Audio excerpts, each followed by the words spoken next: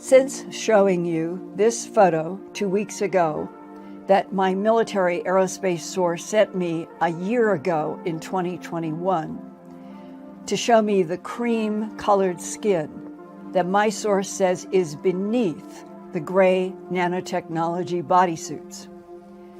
I also showed this four-fingered hand that might be a second gray being retrieved from a UFO crash on the Peru-Brazil border. These are actually referred to as orange grays because their pale skin has an orange hue under certain light frequencies. Since my July 6th and 13th Earth Files YouTube broadcasts, I have been shown the same orange-gray photos on a Brazilian website that is in Portuguese. The year of the website's creation was 2007, but I have never heard of it before the past few days and have never seen the orange-gray photos until 2021, a year ago, when they were sent to me by my military aerospace source as a reality check on what actual orange-gray type extraterrestrials look like.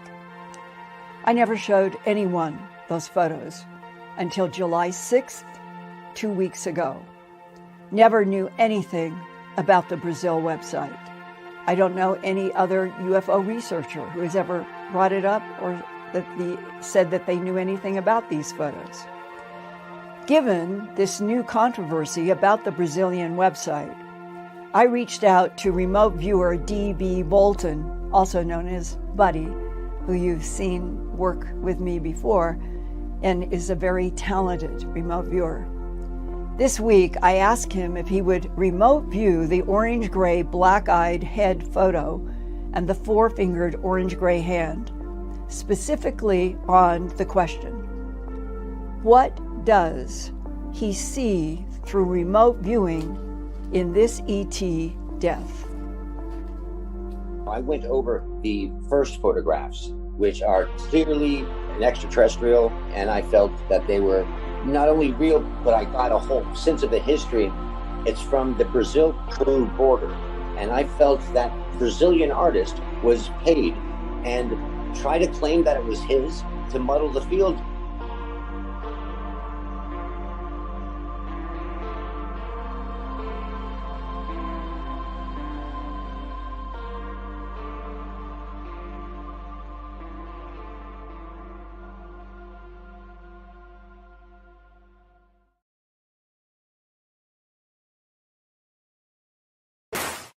Oh my gosh!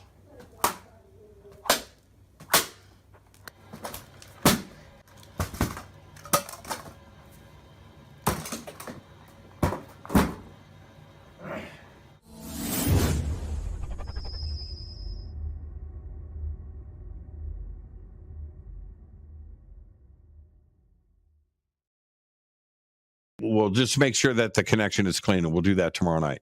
There's just too much to discuss with you, and I just want clean thought of conversation. You know what I'm saying? No, I'm agreeing with you because we have to sell Conscious Life Expo. We got to do that too.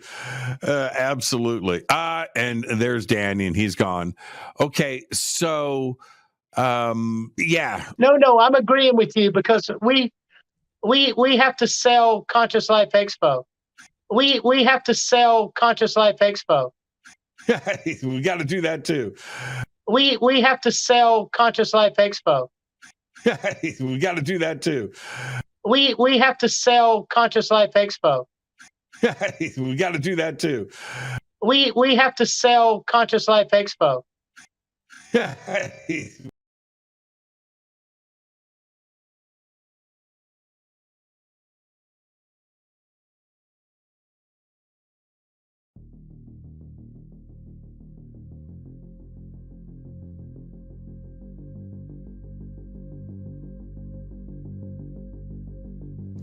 No gray is gray in color. Even drone-engineered grays like this four-fingered hand in this photo are pale in color, similar to human skin. And notice the long, dark fingernails of this being. Linda, in your book, An Alien Harvest, on page 59, you quote abductee Judy Doherty describing two gray entities that were dissecting tissue from a mutilated calf taken from a pasture outside Houston, Texas in May of 1973.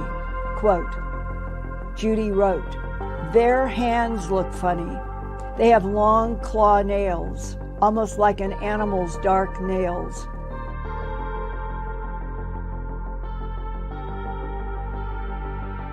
The original tall grays used this same nanotechnology for similar reasons, but seldom use it while in space traveling, nor did they use it while evolving in their home system of Epsilon Indi due to lower gravity there.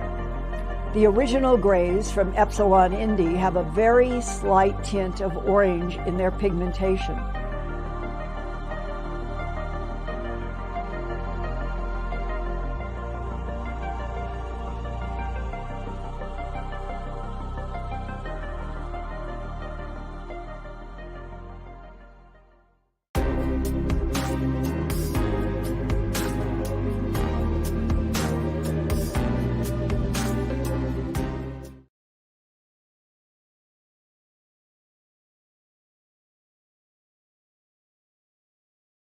Are at the brink of things. Can you guys feel this? No longer are we the strange group, man. It's the rest of the world that's tripping. Am I right?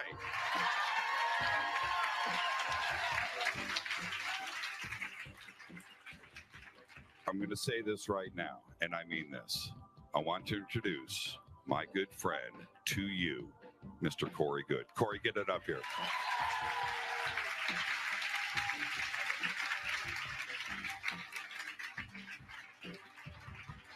Thank you. Is this a sign?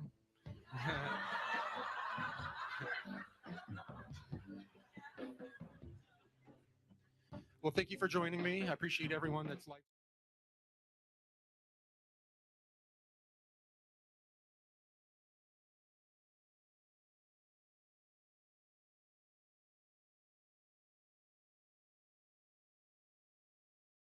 This question is a tough question. You look like a tough lady with your leather jacket. So this one comes from Steve Cambian from Truthseekers. On your website, there's a picture of a genuine alien taken to the moon, and the image that you used was from a 2005 video game called Area 51. Cambian, so Steve Cambian is referring to himself in the third person. Cambian from Truthseekers emailed you as the proof that what you're selling was from a video game, and then you refuse to change. So, okay, so whatever. There's some accusations there. Do you mind explaining to the audience what that picture is about, its provenance, and perhaps why you would not take it down if someone showed you it was video game art? What are you talking about? Okay, I can show the image. I don't have it printed here, but I can show the audience the image at some point.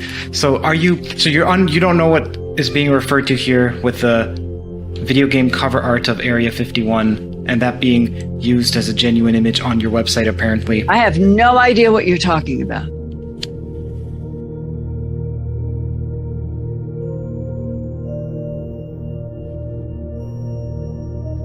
Kurt, I don't know why you are reducing the interview to this kind of petty stuff at the end. I really don't. I have been working as a professional journalist since 1968. I started at KNBC television. I went to ABC in Boston. I was hired to be director of special projects at the CBS station in Denver. I have corrected 1 million scripts. I have no idea, 40, 50 years, how many scripts.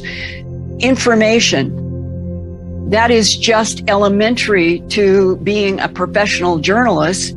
And I have a tremendous number of awards that are even in boxes, 35, 40 professional awards as a journalist. Why you would end up with some kind of a stupid question like this is beyond me. It's hostile, Kurt. Why would you do this? It's meaningless. I mean, why are you playing? Now we're going to trap Linda in some. This is ridiculous. I'm asking some of the most upvoted questions. So there's the sentiment in the community that you're a great investigative reporter, especially your early work, and that toward the end of the career, perhaps not as much due diligence in vetting sources. This is just a perception. So that's why people are upvoting it. By whom? That's not my relationship with the world. I'm just telling you, this is what many people have upvoted, so I'm asking the questions that people are interested in knowing the answer to. You're accusing me of being some gullible 2-year-old, and I have just celebrated my 80th revolution around the sun. I have produced literally a few thousand reports at earthfiles.com, many documentaries for television broadcast. There is something about this, Kurt, that just feels so unprofessional, so unfair. I am doing hard investigation every day and every week of my life on a variety of topics. I ask even Luis Elizondo, I ask many people similar questions about NDAs and is this piece of evidence proof? Is it proof? Do you have a public record of so-and-so? It's not as if this is such a strange question. You just said it's because you have a reputation essentially of being gullible. I argue with that from the face of how much I have produced. That is between my books, my documentaries, the 3,000 Earth Files reports, and on, the 15 years of the work I've done with ancient aliens. It's the opposite. I'm come to all the time because people say you do the best, most credible journalism in the field. That's what I hear. Okay. Well, I'm glad that you hear that. It's great. It's great to hear that. I hope I'm not trying to be accusatory. I'm simply trying to ask the questions that many people are wondering, and that for whatever reason other people aren't asking. So please, I don't mean to offend you.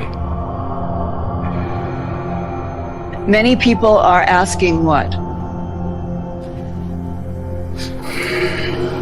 Okay, so I'm just... Every time I read you a question, it's either taken from Twitter or the live chat or from Reddit or from some other places where there are likes and upvotes and people's comments on comments. And so I'm looking at, okay, what are the questions that people want to know the answer to most? And I'm simply asking them.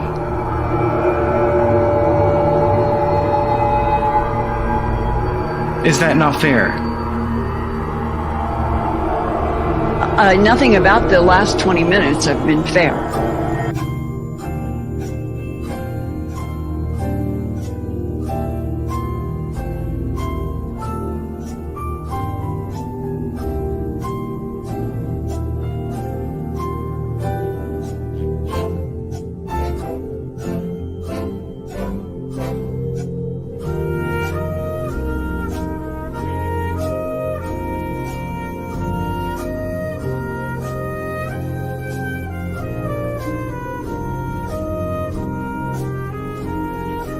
Well, all right. Okay. Well, we'll just end this, and I apologize that you felt like it was hostile. That was not my intent.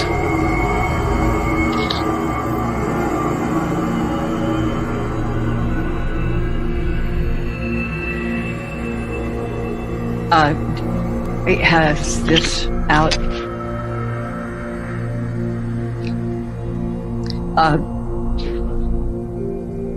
I'm a professional producer, writer, director, editor. I have a tremendous number of awards.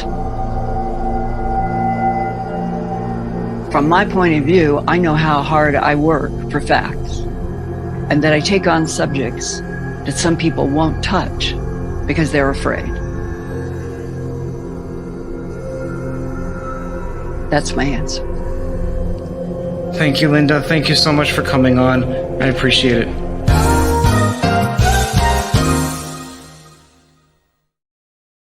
Greetings and salutations, friends. And what you have just seen is what happens when you confront a grifter selling a 100% provably fake picture of an alien, which in that case was taken from a 2005 video game cover. Linda Moulton Howe has been what I would call an alternative media personality for decades. But if you dig just a little bit below the surface of what she presents, it is a cavalcade, a comedy of garbage.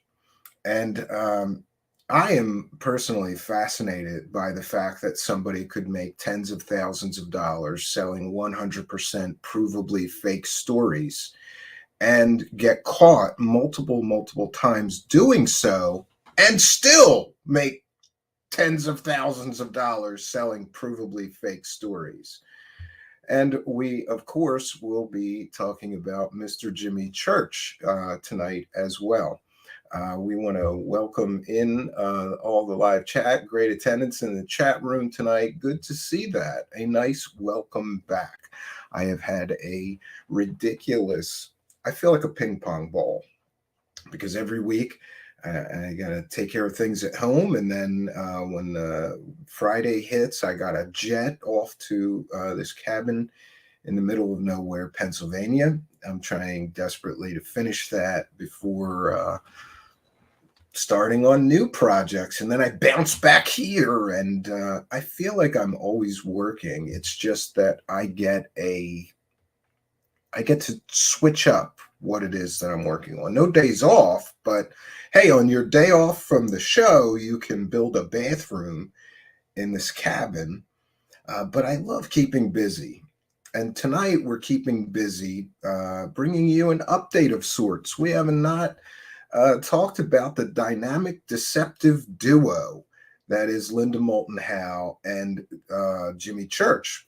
We have seen in the past, remember that other 100% fake alien photo hoax, fake 100% fake story that Linda was pushing? Yeah, she pushed that on Jimmy Church's show heavily as well.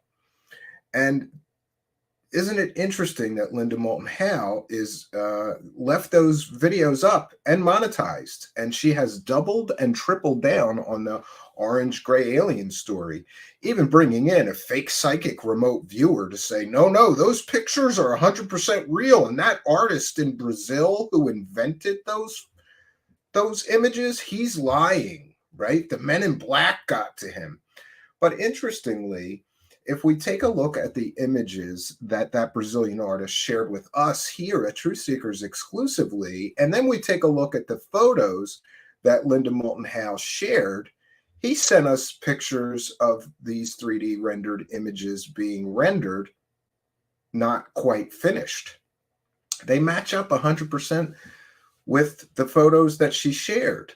So bringing in a fake psychic is not going to help you sell the fake story. You've been busted. The proper, ethical, moral, and correct thing to do would be to say, I got fooled for a second time with 100% fake alien pictures by Steve Cambion at Truthseekers. This is the second time that we caught her. And by the way, there's a third set. She did this back in the day as well, several times. Maybe a fourth set of 100% provably fake alien pictures that this woman is hawking.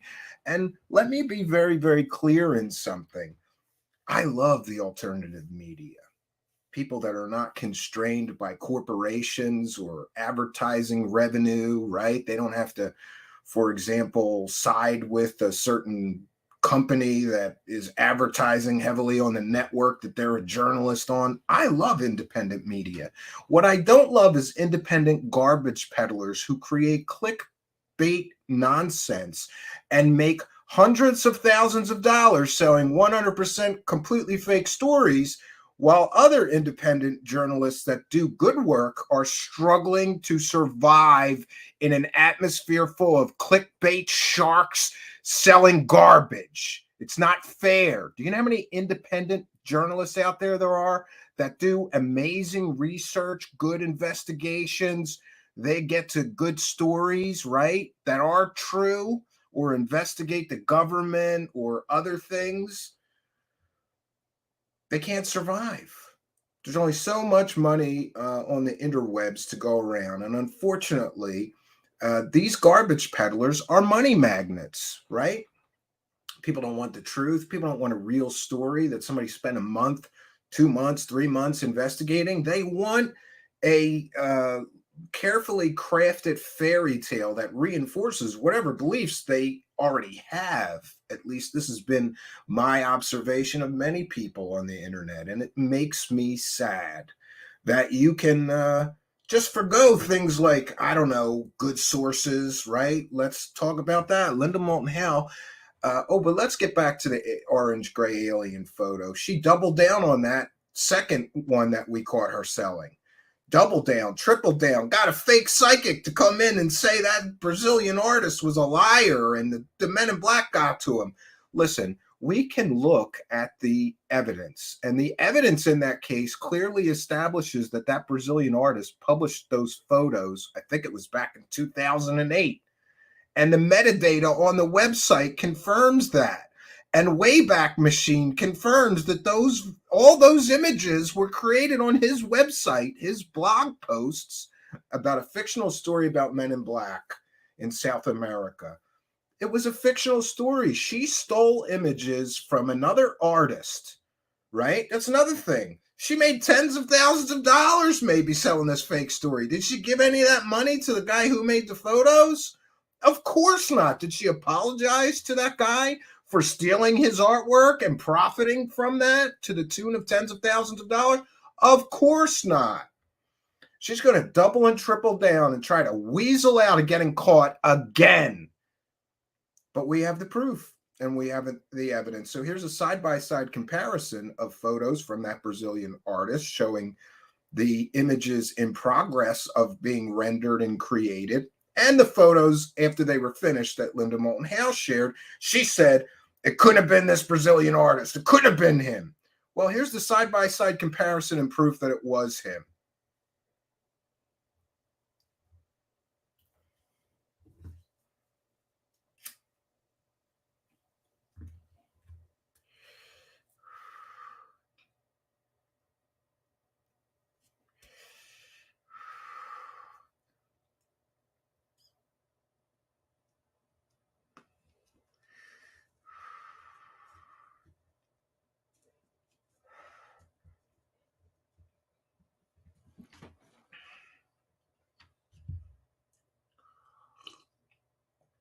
By the way, I have heard some nasty rumors about what this woman said about me, about our questions, about her stories, and more.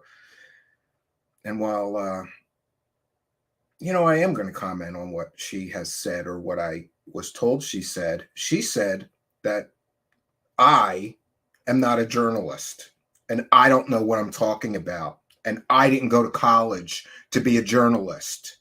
And she did. And I just want to submit to all within the sound of my voice that she's right. I did not go to college for journalism. I was not that fortunate, right? But one thing I'm pretty sure of is that showing people 100% provably fake pictures of something and claiming that they are real and concocting whole stories around those fake images, and also concocting fake sources that you claim sent you the images that nobody is allowed to interview, talk to, or vet, that's not journalism. That's garbage peddling. She's a garbage peddler. I don't give a shit how many years she spent in college learning to be a real journalist. She's not a real journalist. No real journalist would do this.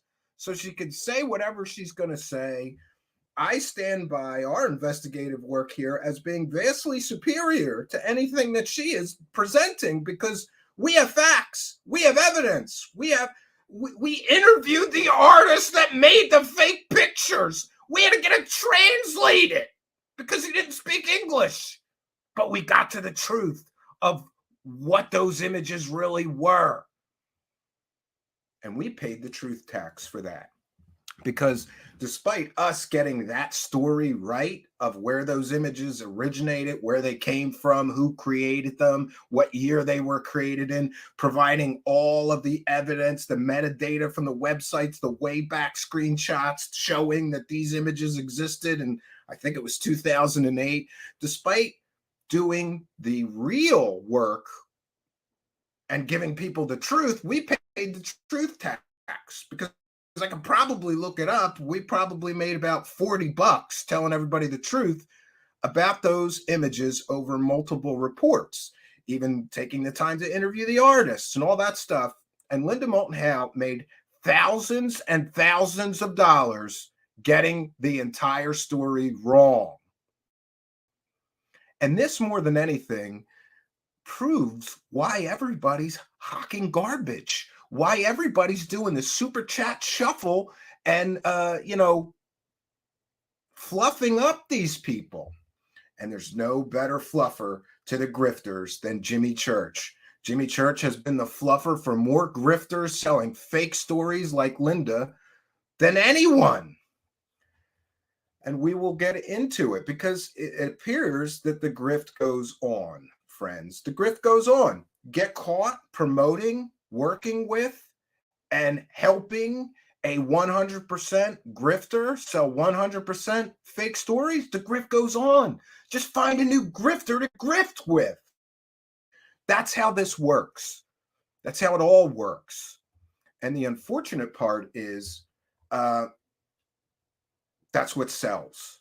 That's what sells. The grifters, they sell. The truth doesn't sell. The truth is boring, right? Oh, some images from a blog from 2008 about the Men in Black. It was a fictional story. Yeah, that doesn't sell. It doesn't sell.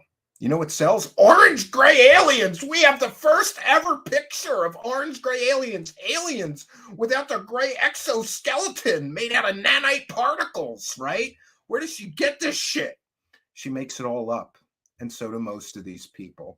And let me apologize if I'm the first to tell you that 99.99999 of all of this stuff about aliens and UFOs on the internet is grifters with fairy tales to sell you and terrible sources, right? Ridiculously terrible sources with no actual or real or verifiable evidence, because why would you want that? Right? Don't let facts, things like lack of facts or, inconvenient facts get in the way of a great fake story you could sell. Find a nice picture of an alien on a 2005 video game cover, concoct a story about aliens and UFOs on the moon, and you too could make thousands and thousands of dollars selling garbage.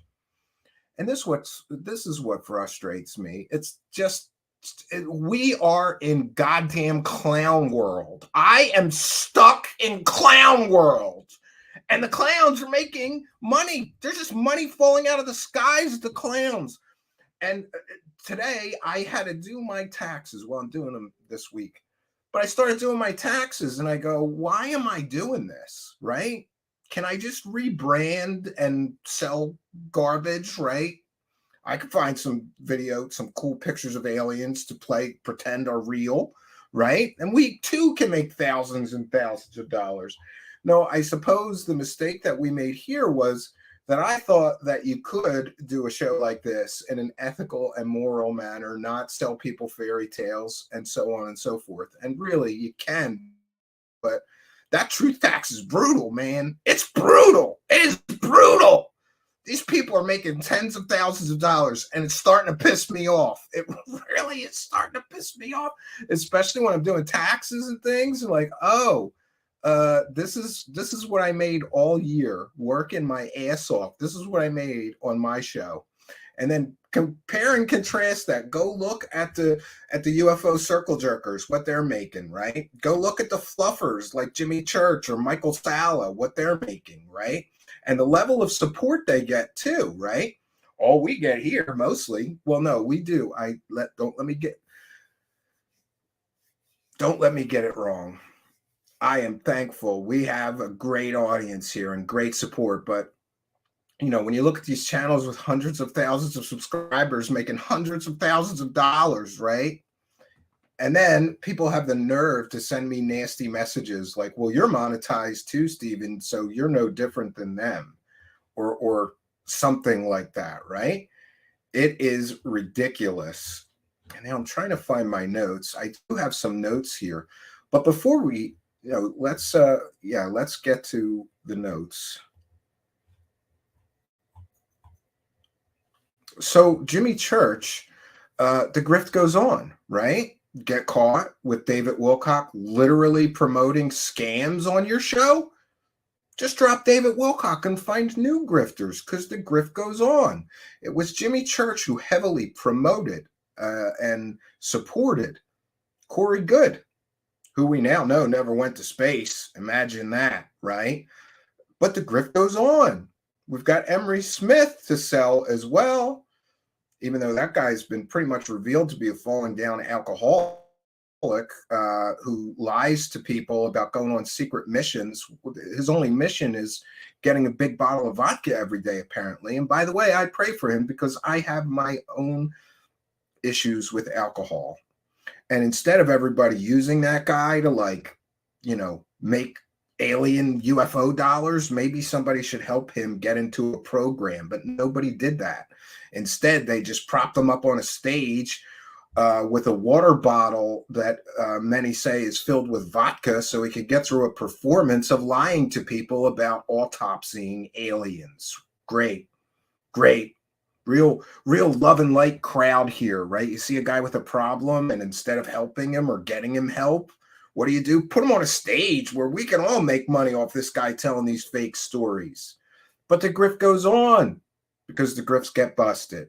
So Jimmy Church moves on to some of the lesser known grifters like Sarah R. Adams, who was selling a medbed scam, right? Yeah. You too can pay hundreds of dollars to go up in a starship, go through a Stargate, and get in a medbed. But the fine print says it's just a Skype session. There's no medbeds. Then annoyed that I kept saying there was no med beds, apparently she tried to get an artist to make one, and it was a tanning bed with magnets and organite glued inside of it. And by the way, that fake med bed showed up at Conscious Life Expo, right where Jimmy Church was, and Jimmy Church had previously promoted and supported Sarah R. Adams, the fake psychic who says that she can heal your pets for a few $100s, right? The fake psychic healer that we busted here by sending her a fake cancer patient, and she told that guy she was shrinking those cancer cells, right? Sure. So Sarah R. Adams revealed as a grifter, but Jimmy Church doesn't stop, right? The Jimmy Church griftathon does not stop, so you just find new grifters, right? So then he moves on to other lesser-known grifters like Jason Shirka, who, along with wackadoo guests, is telling people that you can cure autism with camel milk and essential oils, right? And he's talking to 1,000-year-old people and aliens, and he's got all these whistleblowers, and there's secret wars going on underground in Washington, D.C., and he's getting all the intel on that. Another grifter. Great. But the grift goes on with Jimmy Church, because after that, he recently got caught promoting and pumping up the story of the fake Dr. Jonathan Reed. You know, the fake doctor who had an alien in his freezer and a fake alien armband and all this nonsense, who has been completely revealed to be a complete and total hoaxer, fraudster. He wasn't a doctor. His work history is fake. All of his so-called evidence is laughably fake. Yeah, Jimmy Church promoted that guy. Anything to keep the grift going. And the grift goes on. Jimmy Church, of course, recently, when Linda Moulton Howe got caught selling these fake images, he had an opportunity to do the right thing and ask Linda about these 100% fake images that she was still doubling down on. And instead of doing the right thing, he just sat there like a dummy and helped Linda Moulton Howe with damage control on being caught selling 100% provably fake alien photos and pictures as pictures of real aliens. But the grift goes on and on and on and on. The grift never ends. You just find new grifters. When the old grifters get caught with their grifts, you find new grifters. I'm going to take a moment here to also remind you that the grift goes on, because besides all these people, Dannion Brinkley he is promoting and working with to, quote, sell Conscious Life Expo. Great, great. And Dannion Brinkley, of course, we reported this guy died multiple times, but the doctors involved all refute his stupid stories of like waking up in a morgue with a toe tag. He just wrote a book and he made a lot of money on near-death experiences. Then he needed more money, so he died again and wrote another book. And then he did that whole scam with David Wilcock, where David Wilcock claimed he was going to die any day, and his important last testimony would be a David Wilcock course on near-death experiences. And for $333, you too could learn all about it from a career lifelong grifter in the form of Dannion Brinkley, who can't prove anything. And in fact, when you can fact check him, you find out that he was lying. The doctors involved in his so-called near-death experiences refute his claims. At least the first one. I don't know if he got better with the next few times he died so he could write another book. The grift goes on, right? And it's sadly an inconvenient truth for people like Jimmy Church who promote these grifters, who profit from these grifters. And let's take a moment to recognize that if someone is selling fake stories and scamming people for money with their fake information or nonsense information, the damage that it does to all of those people who pay money for this. How many times is Jimmy Church going to promote one of these people who are literally hurting people by selling them fake information, misinformation, disinformation, or made up fairy tales like Corey Goode? Does he just get a pass for all the times he's been 100% completely wrong and decided to back the grifters selling this garbage, this fake information, these fairy tales for cash? Disclosure for dollars, right? Jimmy Church is at the epicenter of all of this. And he is more responsible than any single grifter, in my opinion and my view, because he is the one who continually supports the grifters who are running through the community, taking advantage of people, lying to people, and charging people money for garbage information, garbage books, garbage DVDs, garbage courses, garbage. Jimmy Church is a promoter of the garbage peddlers, which in my view makes him worse than any single one of the individuals, because after all, it's a short leap to see that by his promotion of these people, by his, he signs off on them.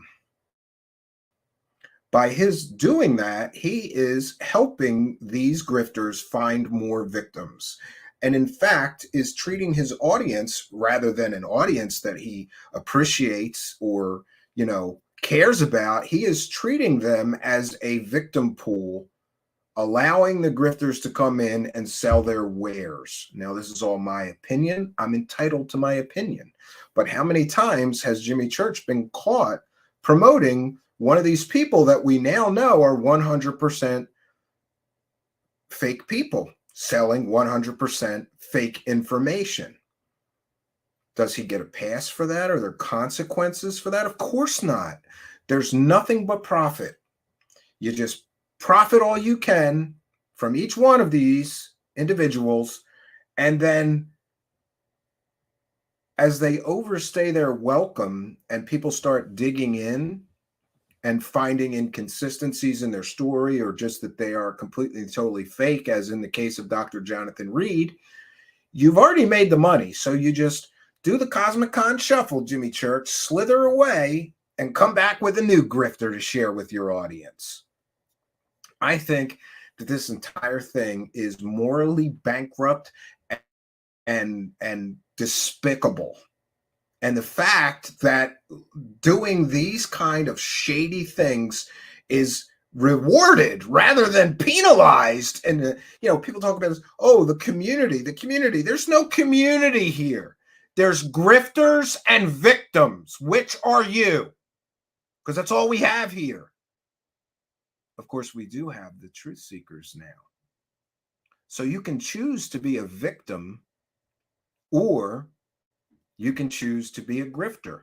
And by the way, when I say grifter, I include you UFO circle jerking clowns besides Jimmy Church. It's not just him. He's the ringleader of the circus of grift, right?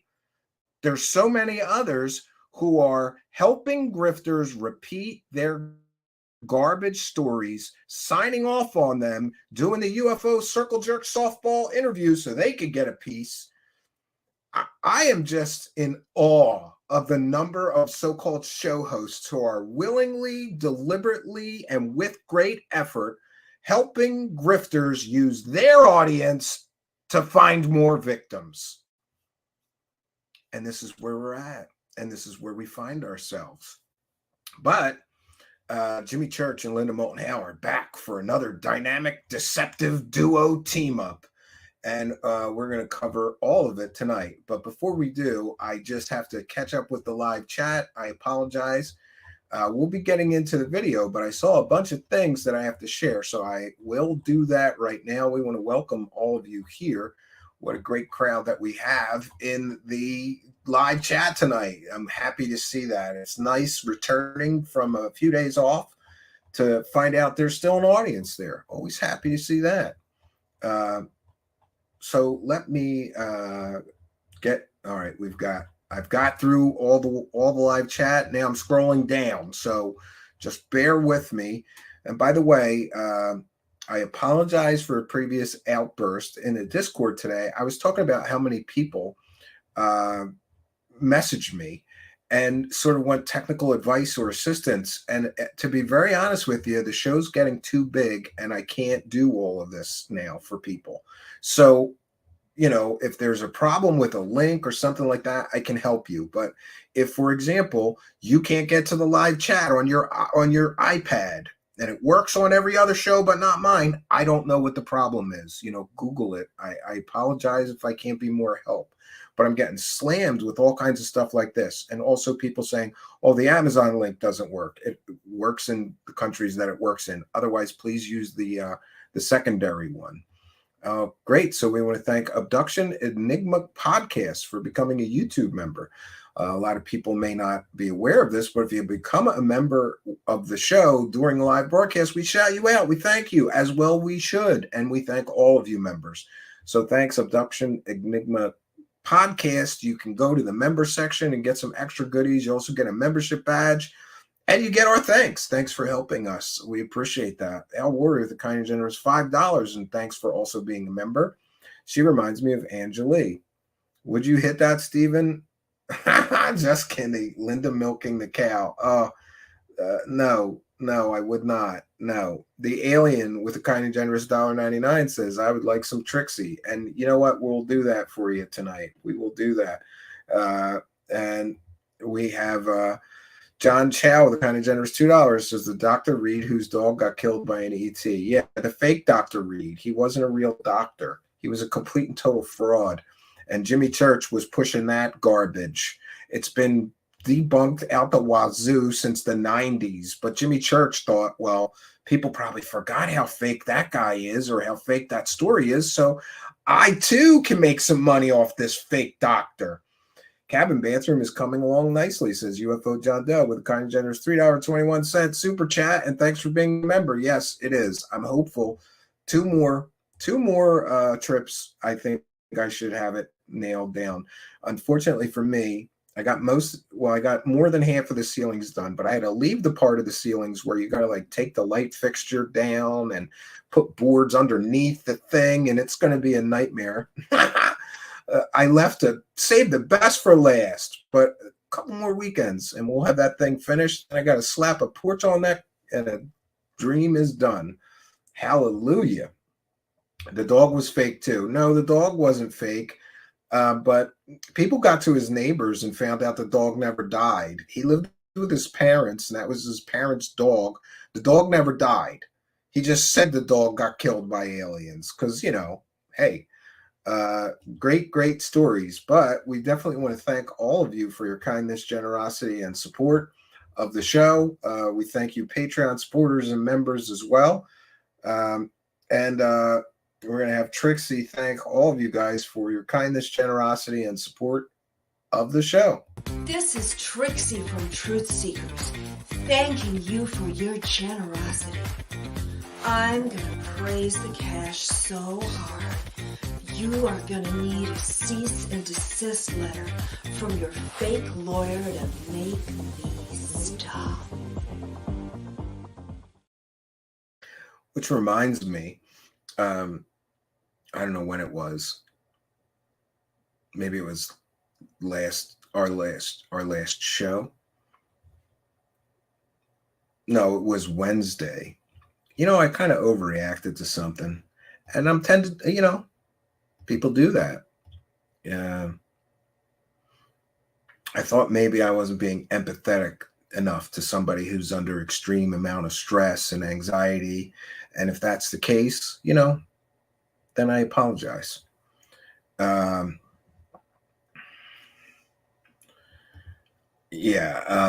Stallion is asking, what's your take on the latest theory by the Pentagon? Yeah, well, it's a theory. It's a hypothetical, and it's being brought to us by people, like Avi Loeb, who it turns out was wrong about Amuamua. Imagine that. When we talk about hypotheticals, sure, there could be motherships sending probes to Earth somewhere in our solar system. Sure, there could be. Show me the evidence, though. There could be monkeys flying out of my butt tonight as well. There could be. And that's the problem with this sensationalized world. Like, somebody says something as a hypothetical and everybody's running with it as if it's 100% factually true, and that's really happening. And the government is telling us it's really happening. And that's just a stupid interpretation of what was said in the context it was said in. I just don't know. UFO John Doe puppies, be careful, Trixie. Yes. Okay, so we're going to put our fair use banner up. And by the way, we're not going to go too long tonight because I have a great deal of things to do. And honestly, I can't listen to this Linda Moulton Howe lady for too long because it's like it's like nails on a chalkboard to me after a while. It's really ridiculous. So this is fair use. This is a transformative work. We're educating the public, and we're going to be critiquing the video that we are sharing. Jimmy Church shares the distinction of being one of the people who falsely copyright once. So we have the same lawyer letters standing by that we won the last one with, and remembering that if you falsely copyright strike me, the strike reverts to your channel. So just fair warning, lawyer letters are standing by. I still have those same lawyer letters. We've won every single copyright claim or strike against us in the entire history of our channel here.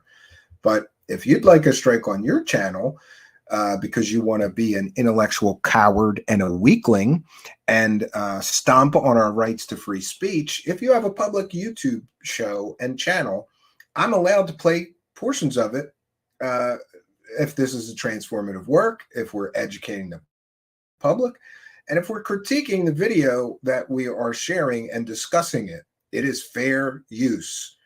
And again, I didn't go to journalism school, but I know what fair use is, and this certainly is covered under fair use. So let's get into Jimmy Church and Linda Moulton Howe, the dynamic, deceptive duo.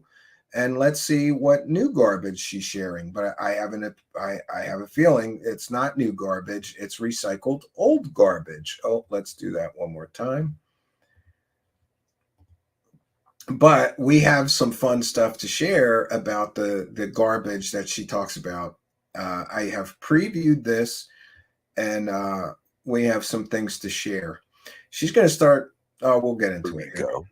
For her research and productions. Her website, of course, is Earth. Yeah, and notice I skipped some of the fluffer intro that Jimmy Church gives her. Jimmy Church forgets to point out that she was recently caught, not once, but twice recently by Truthseekers, our show here, selling 100% provably fake stories that were 100% false, fake pictures. He leaves that out, right? It's just a love fest of what a great lady she is, and she's won a lot of awards, right? The boxes of awards, right? That doesn't excuse her from lying to people and making thousands of dollars selling 100% fake pictures of aliens as real. Files.com, and I would like to welcome back to Fade to Black, the one and only Linda Moulton Howe. Good evening, young lady. By the way, I did not know this, but unless Jimmy Church is doing the fluffer thing with a big name grifter guest like this, his numbers are in the shitter. Maybe somebody doesn't have money for all those bot views anymore, right? Just my opinion. It's great to be back with you and hear all those countries that I have had such great times in. I'm going to let me do this. Okay. Linda, are you going to add another country anytime soon? Well, let's see. I may be going to England later this year. Yeah, there's got to be people to grift on in England, right? And but we're still in that, what do you call it, that psychological thing where traveling like we used to do so easily is not something that anybody is enthusiastic in the new world that we're in post-pandemic, and so many problems when you travel. Well, I'm thinking Antarctica. Yeah, and by the way, the pandemic was terrible on the grifters because they lost all of the live conferences that they used to get. Some of them would get $10,000 speaking fees to do a 1 or 2 hour talk at one of these griftathons, like Alien Con and Contact in the Desert. They all went away for a few years, but they're all back now. And the grifters are trying to make up for lost grift time. And the grifts are in overdrive, friends. They are in overdrive now. I think you need to add Antarctica to the list. Well, I have been there in a way when I did that documentary with Spartan 1 and Spartan 2. And yes, Spartan 1 and Spartan 2 were her fake military whistleblowers. They were fake. Her fake whistleblowers about that. Oh, yeah, there's aliens trapped under the ice in Antarctica because these fake whistleblowers told her all about it, right? Those were fake sources. Another 100% provably fake story pushed by Linda Moulton Howe. People are waving at me. Do you know that? Are they there with you? Yeah, of course. Okay. They were like a military insight into what we've heard rumors about. There's no verifiable evidence that those sources of her ever even existed or that she didn't just make them up. And in fact, one of them gave a rank that does not belong in the Navy. He claimed to be a Navy SEAL. And we have some information that we can share with you from a real Navy SEAL and his analysis of Linda Moulton Howe's sources. A real Navy SEAL looking at her sources and the situation she presented say that her sources on that story were 100% frauds, fakes. That Antarctica, 2 to 3 miles underneath that big, huge mound of ice, is someone's very amazing 3 square acre rooms, 80-foot ceilings, thousands of various kinds of carvings, like you would think of something between Mayan and Egyptian. Yes. And by the way, Linda's grifting off this Antarctica mysteries in Antarctica has extended to all other areas of conspiracy land. And after she started saying, oh, there's aliens under the ice in Antarctica, lots of people like Michael Salla and others suddenly were inventing stories of aliens trapped in the ice or alien motherships 3 miles down, and the government is studying them. And of course, where is the verifiable evidence for any of this? It does not exist. And in fact, when you look at Linda Moulton Howe's evidence for this, her fake sources fall apart like a house of cards. This is another fake story with fake sources, right? Can I interview those sources? Or better yet, can our military expert interview those sources? After all, one of them claimed to be a Navy SEAL. Well, we could have a real, verifiable Navy SEAL interview that person. Find out if he really is a Navy SEAL. And wouldn't you know, a real Navy SEAL says that Linda Moulton Howe is full of shit and her sources are 100% fake. It's little things like this that matter, right? And by the way, she could have got a real military SEAL to evaluate her so-called sources if they truly exist. I have gotten so cynical lately that, to be very honest with you, I just believe that Linda Moulton Howe just makes up fake people that don't exist. We've seen others, in my opinion, do this, like David Wilcock, right? Woody, my source Woody. Like, it's like they're just making up imaginary friends that are telling them things. Nobody else can see the imaginary friends. Talk to the imaginary friends. Interview the imaginary friends. So when somebody like Linda Moulton Howe or David Wilcock starts talking about their sources, you just need to replace the word sources with imaginary friends. And then all this shit makes sense. Welcome to Clown World, right? Welcome to Clown World. All in Black Rock. And when I was filming with them and working with them, we brought up a question that started all the way back in 2017. I was working with them on Spartan 1 and 2 in 2018. So the year before, in 2017, I did at earthfiles.com, Amuamua, comet, asteroid, other, changing speed and course. Yeah, and we now know that it was a natural object, or we're pretty certain of it. And when the next year, when I'm working with Spartan 1 and 2, they tell me that they know that it was identified by what we would consider to be military intelligence in the United States as an alien technology. Yeah, so isn't it great that her fake sources, her imaginary sources, who a real Navy SEAL says are fake sources, are saying that Amuamua was definitely alien technology. But now the science has pretty much proven that no, it wasn't. She didn't get the memo. She didn't get the memo, right? And Avi Loeb and her and all the other people, Sala, everybody else who pushed that thing as an alien probe or mothership or alien this or alien that, are now revealed to be what they are: profiteering hucksters selling a unproven fake story as real. But when the real science gets revealed, they just double down. Don't even admit that you were wrong. She's saying how right she was, that thing was definitely an alien. There's recent studies.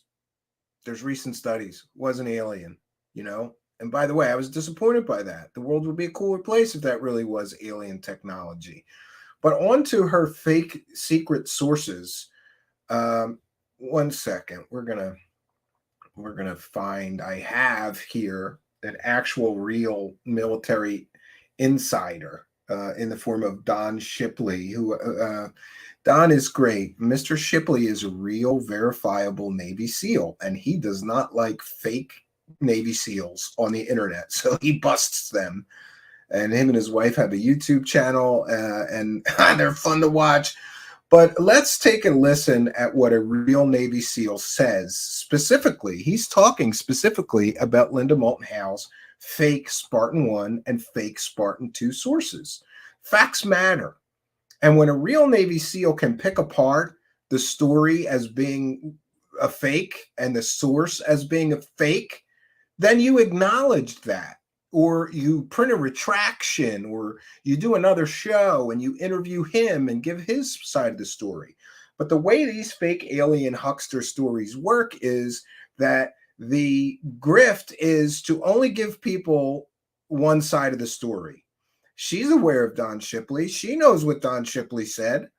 But here she is, still using the same fake sources. And this clip I'm going to share with you is from several years ago, where an on-the-record real Navy SEAL said that her sources are fake and why. And he makes a great argument. Let's get into it, friends. Linda's sources are fake, right? Imaginary. So says real Navy SEALs.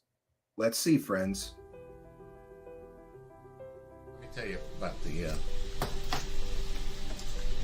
the Ancient Alien dude. The show you watch, Ancient Aliens? Well, I watch it sometimes. It's interesting, but he's talking about this fucking bugwit on there, and I wrote that woman. That has come out a long time ago. I was working on a video, and all I'm going to do is open up another can of Bill Brockbrader. There are people that Moulton Howe, I know exactly. I've seen the videos, and it's this seal in Antarctica that is. Let me.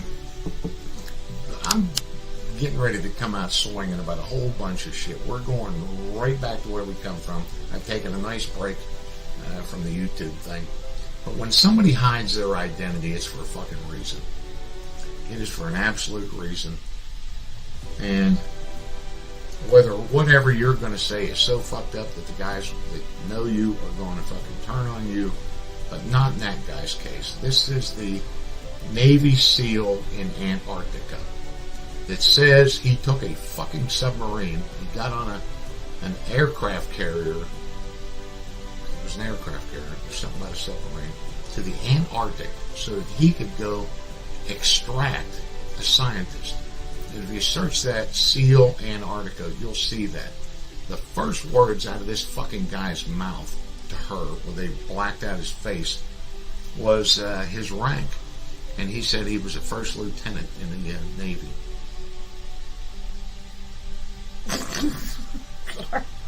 And when confronted with that, she claims that he was just nervous at the cameras. Bullshit. You are sitting in a room with that woman. You're not nervous. And, this isn't the CBS Spotlight Inside Edition studio thing or being live on air. You're sitting right in front of that mature woman. I don't want to say much more about that. You're not nervous in front. You lied. You fucked it up. And it's all bullshit from there. And there's everybody, they all thrive off of this SEAL thing. If they can put that SEAL thing on, why would they send a fucking aircraft carrier to Antarctica with a SEAL who takes a helicopter to go in and extract a scientist with all this alien stuff that he's discovered? Why would they do it? They didn't have anybody else on that carrier qualified to get out of a helicopter and go, hey, come here, you, get in. And send a SEAL? No. But they use that for the ratings. However, he just sounds dumb from the fucking minute he starts opening his mouth till the end of the video. Let's just scroll down. Let's see. Mick said, let's just scroll down there a little bit. That's why I busted out laughing. What's that? Claims he went miles underground. And, it's just so stupid that the fight is not worth it when you're dealing with these conspiracy theorists. And watching the videos, there's enough guys calling bullshit. And she knows, because I told her I was going to put the blast on her, Linda. She never replied back. But the hard part of that, as well as Carrie Cassidy with Bill Brockbrader, is that Linda is in on the whole thing. The whole thing is just this bullshit to get people to watch. She knows he's a fake. And she set it up and she doesn't care. And she is the nicest, sweetest looking lady on there. Hi, buddy. Hi, good. Hi, good. I know. And she's a fucking liar. They all are. And it's just to sell the ratings. So they find some fucking hillbilly at a fucking gas station in Tennessee who calls himself Spartan 1 and some fucking idiot Marine, and they get on there and they start telling this bullshit about aircraft carriers taking them just to get this scientist who's in this alien facility. You can find it on YouTube. Somebody put it up there. I think it's Moulton Howe. Linda Howe, Navy SEAL or Spartan 1. And as soon as that fucking guy opens his mouth, you know it's bullshit. No officer in the Navy is ever going to goon up that they were a first lieutenant. First lieutenants are in the Marine Corps and the Army. They're not in the fucking Navy. And no one would say that. First lieutenant is a title in the Navy. And that goes way back to the old British days. He's the first lieutenant. He's the most senior lieutenant on a ship. And they only do that on ships. We don't have that in the SEAL team. That's where we keep our engines. Long story. They're getting me worked up. But just tell them, nobody, no officer in SEAL team has twang. No, doesn't. Yeah. You win the fights you can. I mean, I would ultimately win that, but I would just turn into another Bill Brockbreeder. I didn't like Bill Brockbreeder for a lot of reasons. We don't send Navy SEALs to Antarctica to extract scientists when anybody could do that. It wasn't even a combat op. But they love that, the secrecy of it. And when you listen to this guy, there wasn't nothing. He just got off a helicopter and went in to get the guy, and the guy didn't come out anyhow. But why would you do that? You got an aircraft carrier full of chiefs, officers. How hard is it to get out of a helicopter and go, hey, hello, we're here to pick you up? It's not like you're doing it in North Korea or some shit. I don't get it.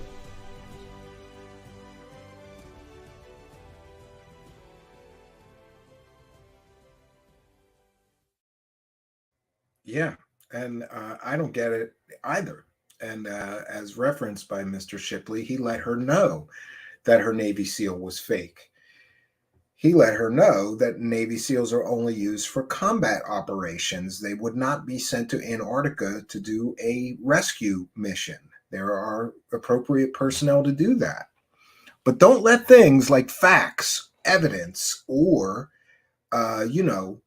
things like the truth get in the way of a good fake story that you can sell. So she literally asked this man for his rank, and he gives the wrong rank. Rank that is not even used in the Navy, let alone the Navy SEALs. That's not a red flag for her, right? And she continues to this day to sell that 100% provably fake story with 100% provably fake sources. And here Jimmy Church, who is incredibly misinformed, right? Why doesn't he ask her about the fake Navy SEAL? Why do we have to do that, right? I'm not the one getting the big buck interview here, Jimmy Church. You are. Maybe someday you're going to grow a set of balls like a man, Jimmy Church, and do the right thing when a guest is selling 100% provably fake stories, right? But all we get from Jimmy Church is the super chat shuffle and the UFO circle jerk, right? Oh, Linda, right? I love it. Like a craft. Okay, so that's 2018 working with Spartan 1 and 2. In 2019, it was Professor Avi Loeb at Harvard, who at the time was the director of the astronomy department at Harvard, the longest serving director of the astronomy department. And he put forth for the first time a hypothesis that this was, Amuamua was an example of some kind of, say, discarded alien technology that had made its way into our or near our solar system. And that one of the astounding things about it, which provoked that, is, and I'm quoting from my own Earth Thank you, Files Al Warrior. report Praise the back cash. in 2017 and 2018 when this came through. Quote, it was pulled by the sun's probably gravity, does. apparently. And now she's repeating the Amuamua story, which has recently been shown to be nothing extraordinary, nothing alien. The object made a hairpin. And this was in the news. And Jimmy's just going to ignore that and let her sell another fake story? In turn, under our solar system. We're only 5 minutes into this deception fest, the deceptive duo, right? All Jimmy has to do is sit there and shut up. He knows these stories are fake. Passing under Earth's orbit on October 14th, 2017, at a distance of about 15 million miles and about 60 times the distance we were standing on the Earth looking at the moon. It was 60 times further away.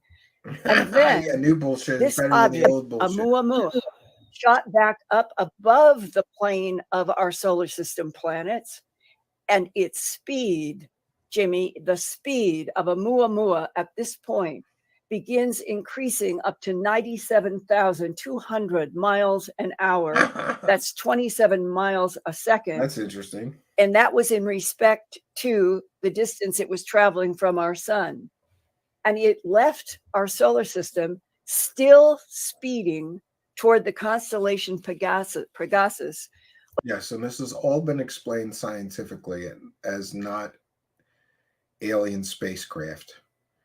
But hey, don't let, things like astronomy, astrophysics, physics get in the way of a good fake story. But there was no identifiable reason from scientists about why it would have started increasing so much.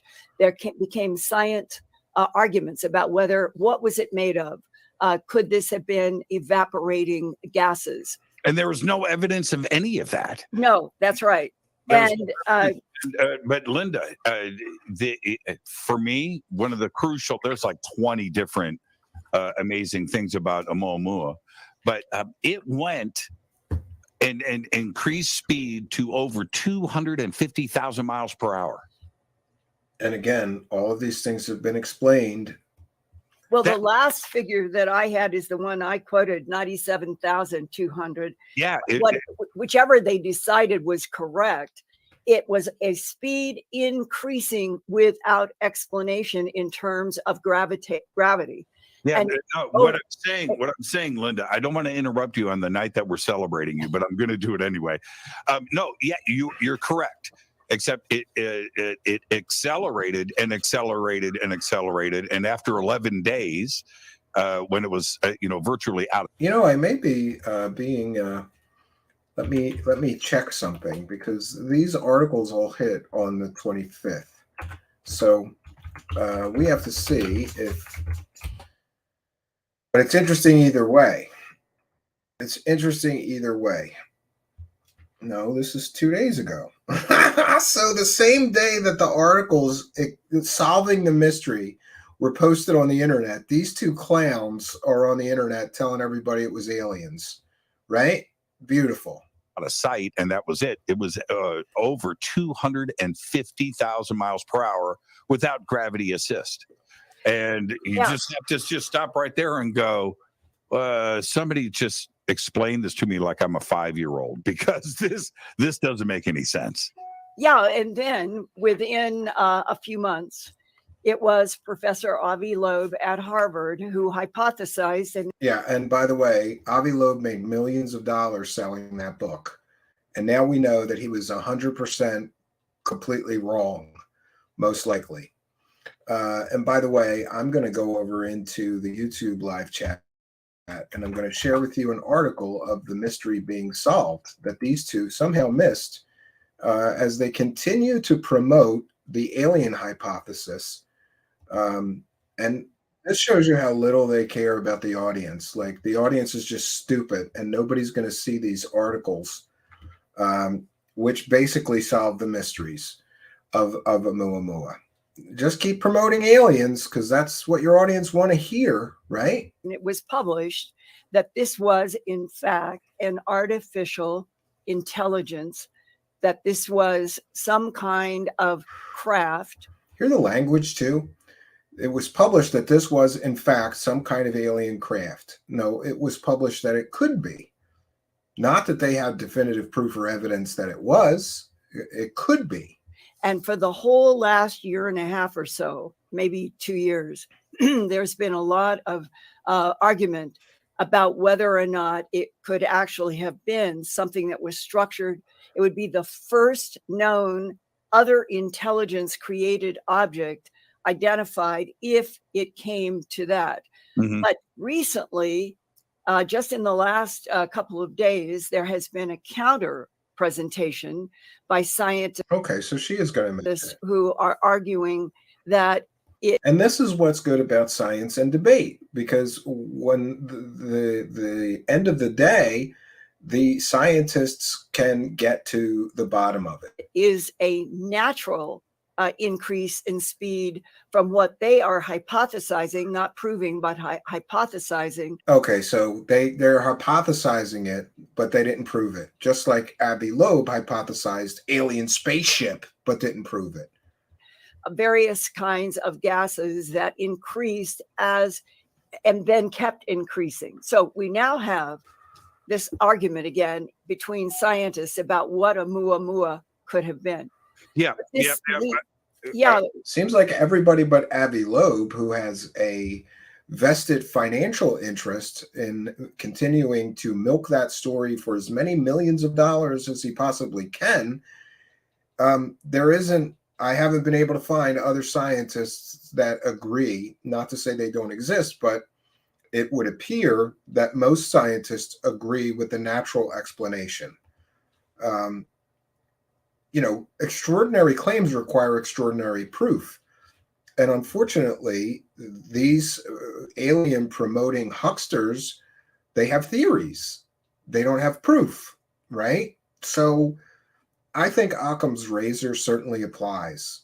Is it, what is the simplest explanation? And quite honestly, I think the recent explanations nailed what that object likely to be. But it leads to this issue of that around us more and more in so many directions, in many countries, there are now more and more papers and discussions among scientists than ever before about whether or not there are signs, evidence, physical traces of other intelligences that if we were looking. Yeah, and this is where when you're 100% wrong on a story, you still take credit, right? Kind of like the Elizondo argument. Well, Elizondo really got a lot of people talking about UFOs, so even though he lied about everything in his background, it was good for UFOs somehow. I disagree. With open scientific mind into the solar system around us, that we might find more. That's what Avi Loeb would like us to be looking for. Well, I was in my Earth Files YouTube channel. I was talking about this facet and some others. It was cloaked. And I got an email It was made that to look came like from a man who today is 64 years old, retired. Here comes a fake source. He had served in the United States Air Force and was at Upper Hayford, which is very. Yeah, and here we go with the Linda Moulton Howe, school of grifting. She's not going to give us the name of the person, but she's going to say that he has impressive military credentials. But we have seen what happens in the past when people give her impressive military credentials. They give her fake impressive military credentials, and she doesn't catch it because she believes everybody. As long as you're talking about aliens, she'll believe you. Close to Oxford in England and about 137 miles to the west of RAF Bentwaters, and RAF Bentwaters is on the east coast of England, very close to the ocean. Dots, and in between, that was the distance between Upper Hayford and Bentwaters. And why is this important? This is one of the more amazing eyewitness military stories that I think has ever come with so many pieces that begin to fit together, and you see a bigger picture than you ever saw of the last 30 or 40 years in my case. And I believe she probably sends does. me this email, and we have a, I don't know, maybe a it was safe laundry way day. to communicate. Don't be a hater. And Somebody in the live chat is a hater. Why is she wearing a Christmas sweater? But ugly. Well, it's festive, and maybe it was laundry day. Okay. Interview him for a very long time. And on December 26th, 27th, 28th, 1980, those 3 dates have been reported since about 1983, 82, when one of the, I think it's the World News in London. Yeah, great source of information. It's basically a garbage rag. Did a report about strange lights in the Wendlesham Forest near RAF Bentwaters. So essentially, the entire RAF Bentwater story came from a tabloid newspaper. Yeah. Woodbridge. And that there had been multiple eyewitnesses. Or at least the genesis of it. And that is the story that, for going all the way back to somewhere in the 80s, I met John Burroughs, began helping him find people to do hypnosis. These many decades later, we have heard dozens and dozens and dozens of U.S. Air Force people who were at RAF Bentwaters the nights of December 26th, 27th, and 28th. Colonel Halt, Charles Halt, who was deputy base commander on the night of... She has pushed this story to the ends of the earth. And, you know, I once thought the story was credible, but they keep adding on to it. The 28th was even out there when a beam came down from a light and hit the ground 3 feet from his shoe. Mm-hmm. And those 3 nights, the Weekly World News is John my Burroughs. source. I've known John now for a few decades. Yeah, interesting, and right? The thing about it is that he had pieces that he could remember, but when we would do hypnosis, trying to find out what exactly happened to him. Yeah, what exactly happened to him? Well, we need to get, like, you know, those hypnotic regressions so we can expand the story, right? If we could get some new information from hypnotic regressions, we could sell this story all over again. On the night of the 26th, the 27th, the 28th, there were these gaps, except that on the third night, the 28th, it wasn't just John Burroughs and Jim Penniston. It was Colonel Charles Halt and 12, 14 men, and they were all out in the forest, all of them. And they all were watching beams coming down from lights in the sky, all of them. And they were talking with each other. And Colonel Halt was recording all of the, what he was saying. And one of the things that gets me is like, come on, Linda, you've made thousands of dollars selling that story and haven't proved anything was alien or time travelers or any of that, but we just keep selling the story over and over and over again, right? As a true story, even though we've never proven it was a true story. And by the way, I believe those men saw something. Doesn't mean it was whatever they saw was alien, right? What they were saying. And then John Burroughs and Sergeant Adrian Bustinza. John sees a light, as they all see a light that seems to be somewhere close to the ground. You got the checklist. And John, as if drawn there, starts walking. Adrian Bustinza was assigned by Halt to stay with John, comes running up next to Burroughs. John is getting closer and closer to this strange light that is a bizarre oval egg shape. Yeah, that's the problem. The thing that Adrian Bustinza told me that he saw right next to and slightly behind John. He said, light. It was light, Linda. It was like John was going into light, perhaps a beam pulling him up right at that moment. And then Adrian said, and you know what's funny something, is Linda. Somebody, I'm going to have to find it, but somebody sent me a picture of Linda Moulton Howe with an axe going after the cows. And I think the caption reads something like how Linda got her first big story, right? Imagine if she mutilated those cows herself just for a story to sell. I'm not saying that's true, but it's funny that somebody made a meme of that, like her going after the cows with an axe. the something like took hold of me. Nobody was around me, but something took hold of me and pushed me to the ground. And as I went down to the ground by whatever is pushing me, I looked up again and John was up in the air in the light. Yeah, Okay, and by the so way, there's now- been a lot of different tellings of this story. And here's the problem with this story. It starts as one story and it evolves over time to be more grand, more parts of it. Let's get some recovered memories, new witnesses that have new stories to tell, right? And it goes from a 1-day event into a 3-day event, and more people are involved, and we get hypnotic regression stories and the men in black, and people are trying to erase people's memories and getting interrogated.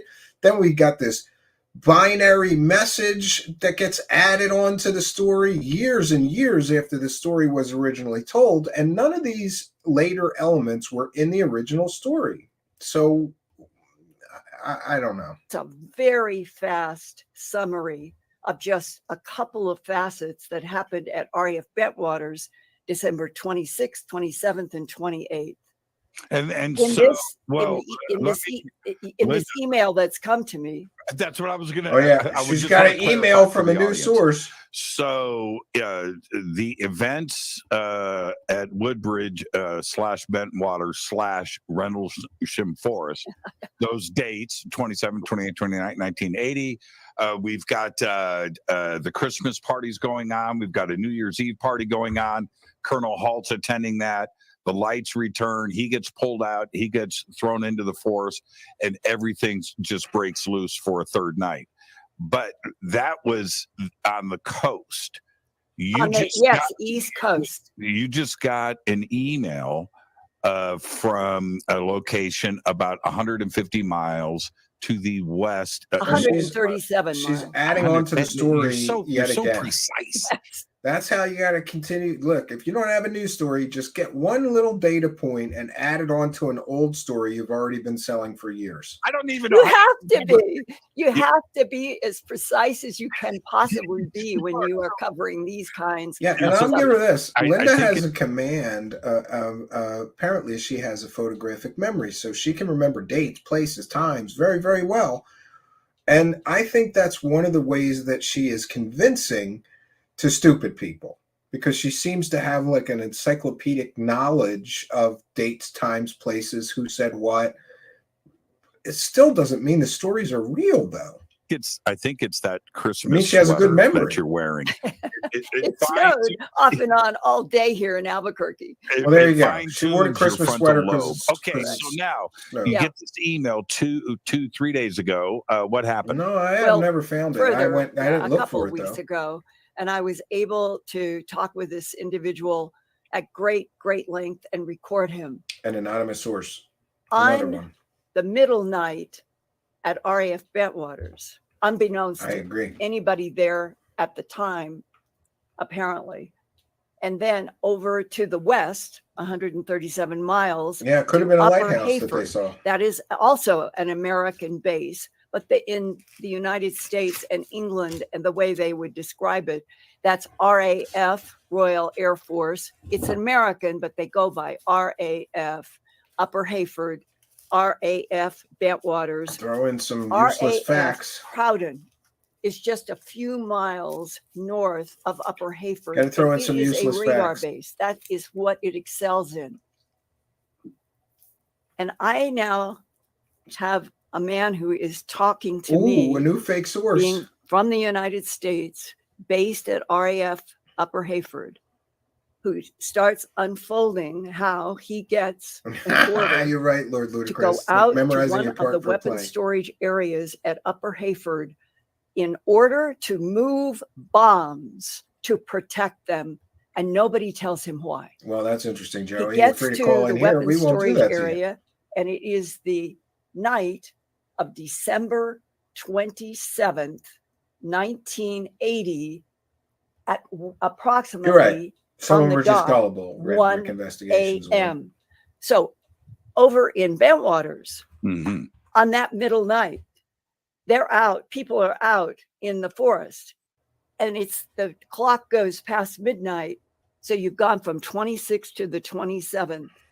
And that is the two RAF bases don't know it, but they are both experiencing very Just over there strange, saying- highly strange UFO phenomena. All right, so we have a new witness that's experiencing UFO phenomenon around the same time. So, hey, it's got to be related.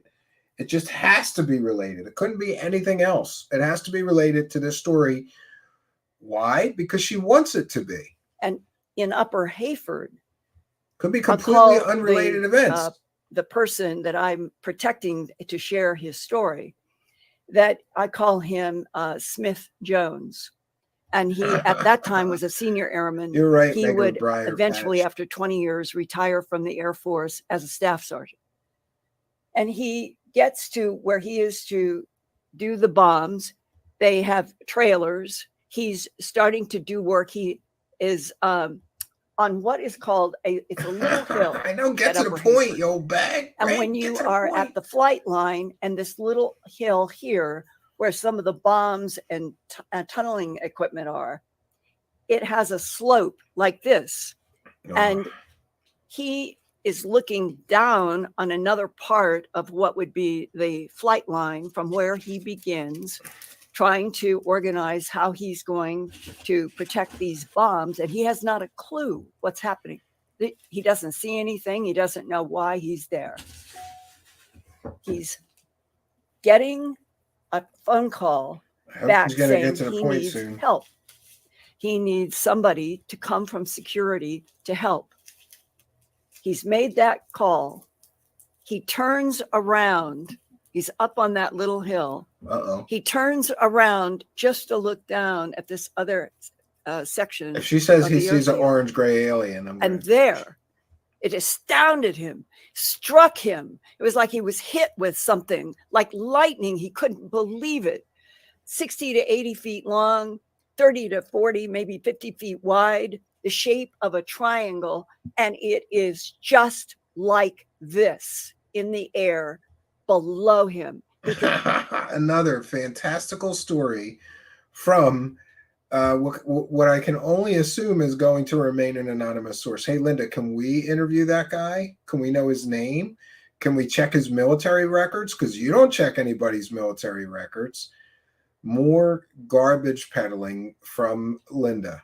You know, and we've talked about this before. If you've got a new fake story to sell, but it's not very good, or you don't think it's very sellable, one of the ways you can help sell it is to attach it to already existing UFO mythology. Most often people do this with the Roswell case, but here she is doing it, tacking on some totally disconnected event. And let's just say all of what she's saying is true. A guy in the military was at a military base. He was checking out some weapon systems, and he turned and he saw this big, huge triangle-shaped craft.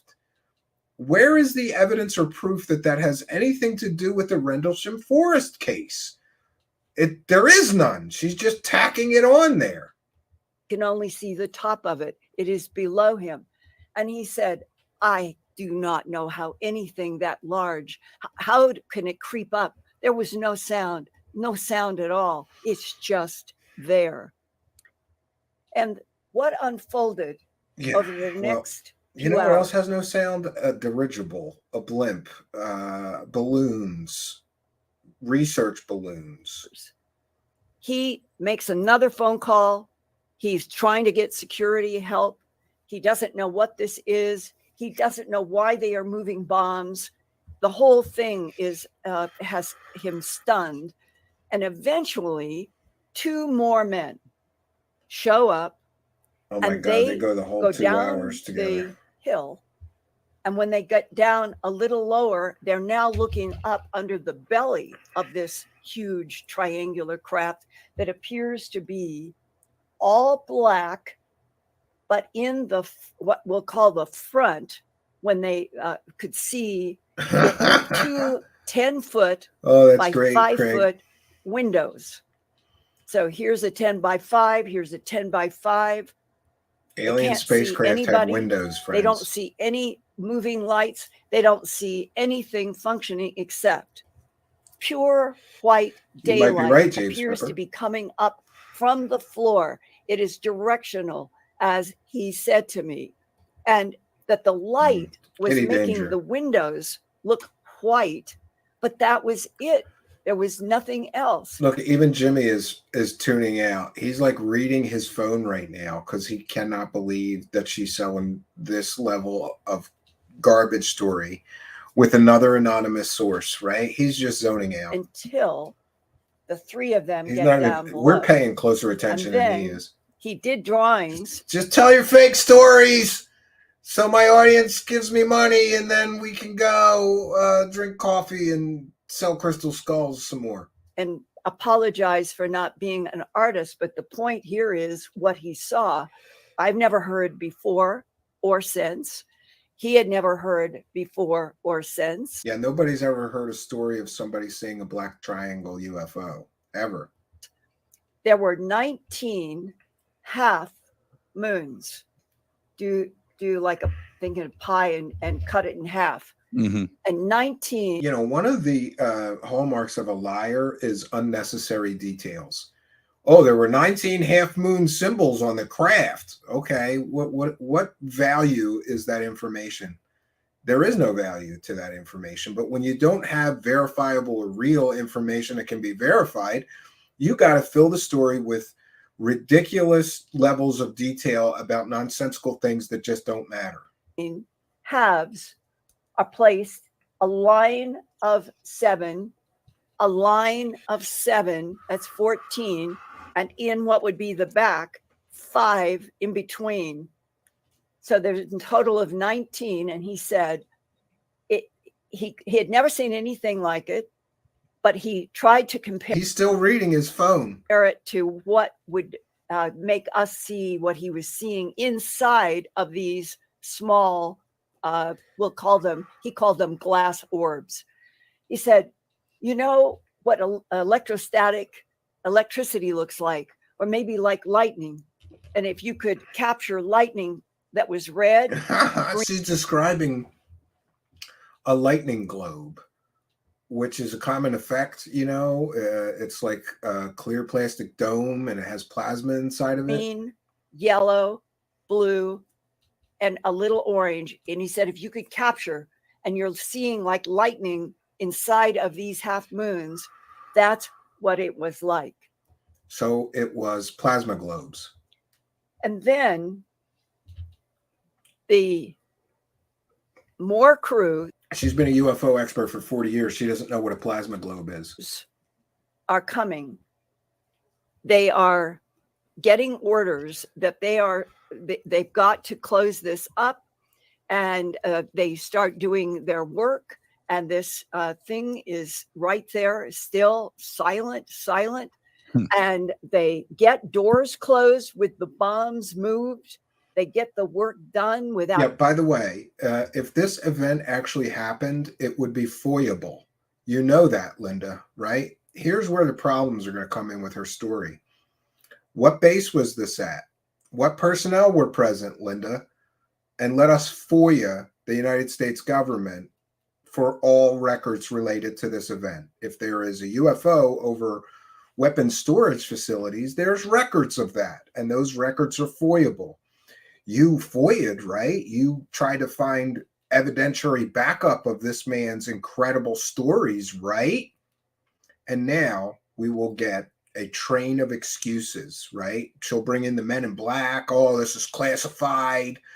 Records are above top secret, 27 levels above the president. There's always some bullshit excuse. Where's the paperwork? If this event happened as she is describing it on a United States military base or a British one, there would be a mountain of paperwork. Where's the paperwork, Linda? And Jimmy Church is sitting there oblivious because he either doesn't realize this or doesn't care. As long as there's another grifter on the show grifting with a fake alien story, he'll be fine, right? The story, if true, would have paperwork. There is no paperwork. There is an anonymous source telling her alien stories that she is repeating. Still not anybody talking to them about what is going on and what is this thing, this big thing in the air. And he and two of the men go there's a back reason down for that, to a 'cause position they're where fake. they're underneath. The They're sources are waiting for fake, a just like the transport stories. to come and get them.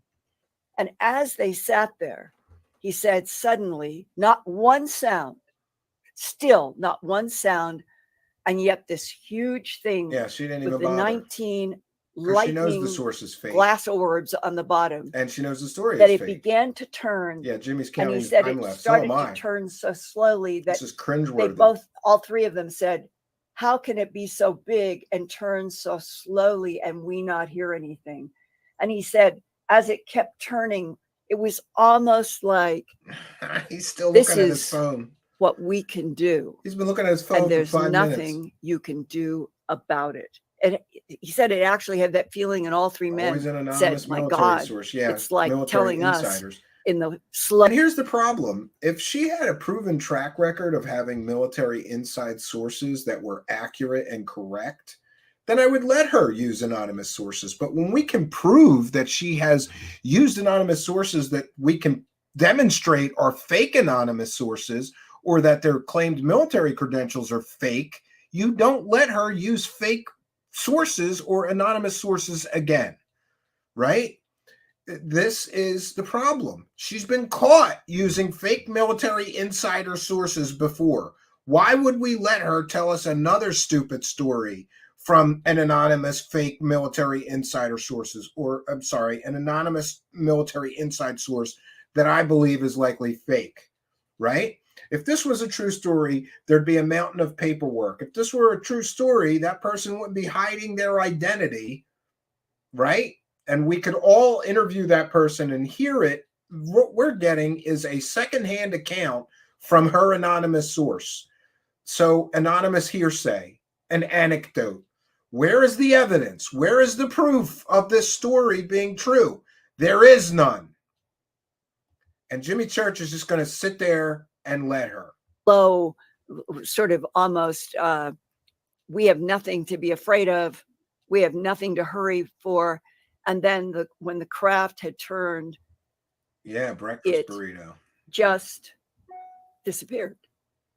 Okay, now he gets back, and I don't know. He's in a briefing, and he is trying to throw in the word briefing. Tell them what he saw, and to find out what was happening. And the superior officer said, "You are to keep your mouth shut for the rest of your and here life." we go. The whole story follows the typical story of, we got to intimidate the witnesses so that they don't talk to anybody. But decades later, they decide to come to somebody and blow the whistle on this whole thing. And they don't go to CNN. They don't go to MSNBC or, NBC News. No, they go to Linda Moulton Howe to tell their story, right? Because nothing says credible like a woman who has been caught selling 100% provably fake pictures of aliens multiple times, right? Or we will make sure that everything in your career is pulled and you will have nothing. And that those are literal words said to him.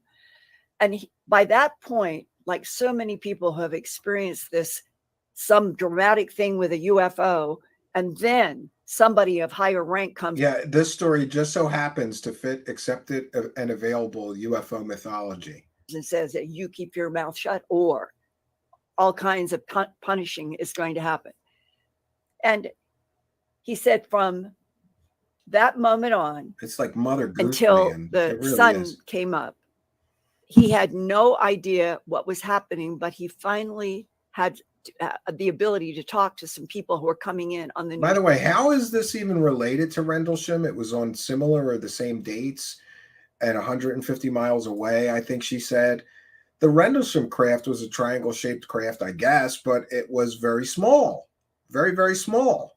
She's talking about a huge triangle craft. How is she connecting these dots? The truth is, she's not. Shift. They could be two, even if these both events occurred, and these witnesses are recounting to the best of their memory and experience, there's no evidence or proof that these are related. She's just jamming them together because people like the Rendlesham thing, and she's been selling that for years. So now she's got a new part of the Rendlesham Forest story. No evidence that it was part of the Rendlesham Forest event.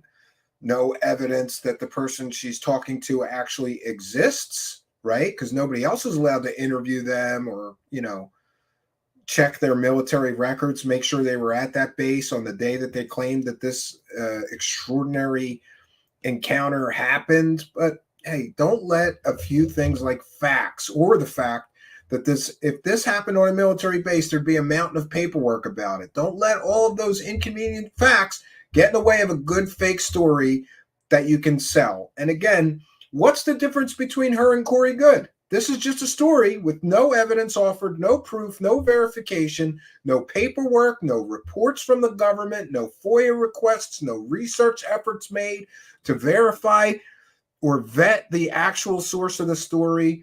Why bother? All you got to do is tell the story and sound convincing, and stupid people like Jimmy Church's audience will buy it. Or he would go back to his place, and he said, these guys came in and they said, hey, did you hear about the UFO last night? He said, hear about it? I was there. I was underneath it. And they said, well, did you hear? It went up to Croton. That was RAF Croton, nearby, a little bit further north. And then they've reported it at RAF Bentwaters. Yeah, and these are two completely different descriptions of craft. But somehow she's tying this to Rendlesham. Again, this is hugely problematic. Jimmy Church is looking very, very sad. He's rethinking his choices in life. Maybe he should have stuck to being a sportscaster. Instead, he has to sit here and listen to absolute garbage drivel from Linda Moulton Howe to make a living. Same craft. Brand new information. Yeah. Brand new information. No verification. Right. No. December 29th. He's gonna pump her up. Yeah. Must have been real. Now we have Upper Hayford, and Upper Hayford is right in the middle of the United Kingdom too. It's professional, just a little north of Oxford. Yeah, it's right in the center there. We've got Bentwaters, Rendlesham, and then over here in the United States we had Cash Landrum, and that was also on December 29th, 1980. Well, that's right. Connect more disconnected UFO events. What in the world do you suppose was happening the 27th? What would be starting up to midnight on the 26th? Yeah, before then you go into past alien midnight grifting, and you're into the 27th. Guy, you go through the 27th midnight to the 28th, and then that third night, the 28th, went into the 29th. What was happening that so many places would have had, and this is important, they all said it had to be something like a UFO because they had never seen anything like it that big. There was no noise. So there's multiple witnesses to these events. Did you get corroborating testimony, Linda Moulton Howe? Did you do a FOIA search and check for military records to verify this UFO sighting? Did you release the names of all of the witnesses to this incredible event? No. Some guy emailed her. And here she is telling the whole story as if it's 100% true. And she has no evidence. And there's no evidence that connects this to Rendlesham Forest. Zero. Just her belief. And that's how this works. It moved as if it was gliding on ice, still without making noise. And the whole issue of what had showed up in Bentwaters had been argued there among so many people over how many decades.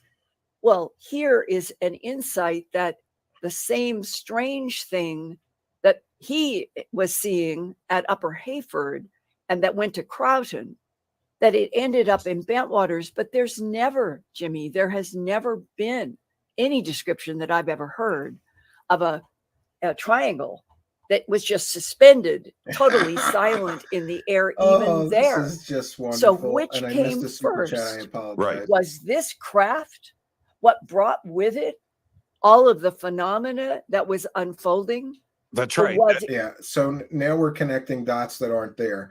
But we want to thank Adam Motor for kind and generous $2 Australian. Says, yep, the Rendlesham story just keeps growing. Yeah, that's what happens.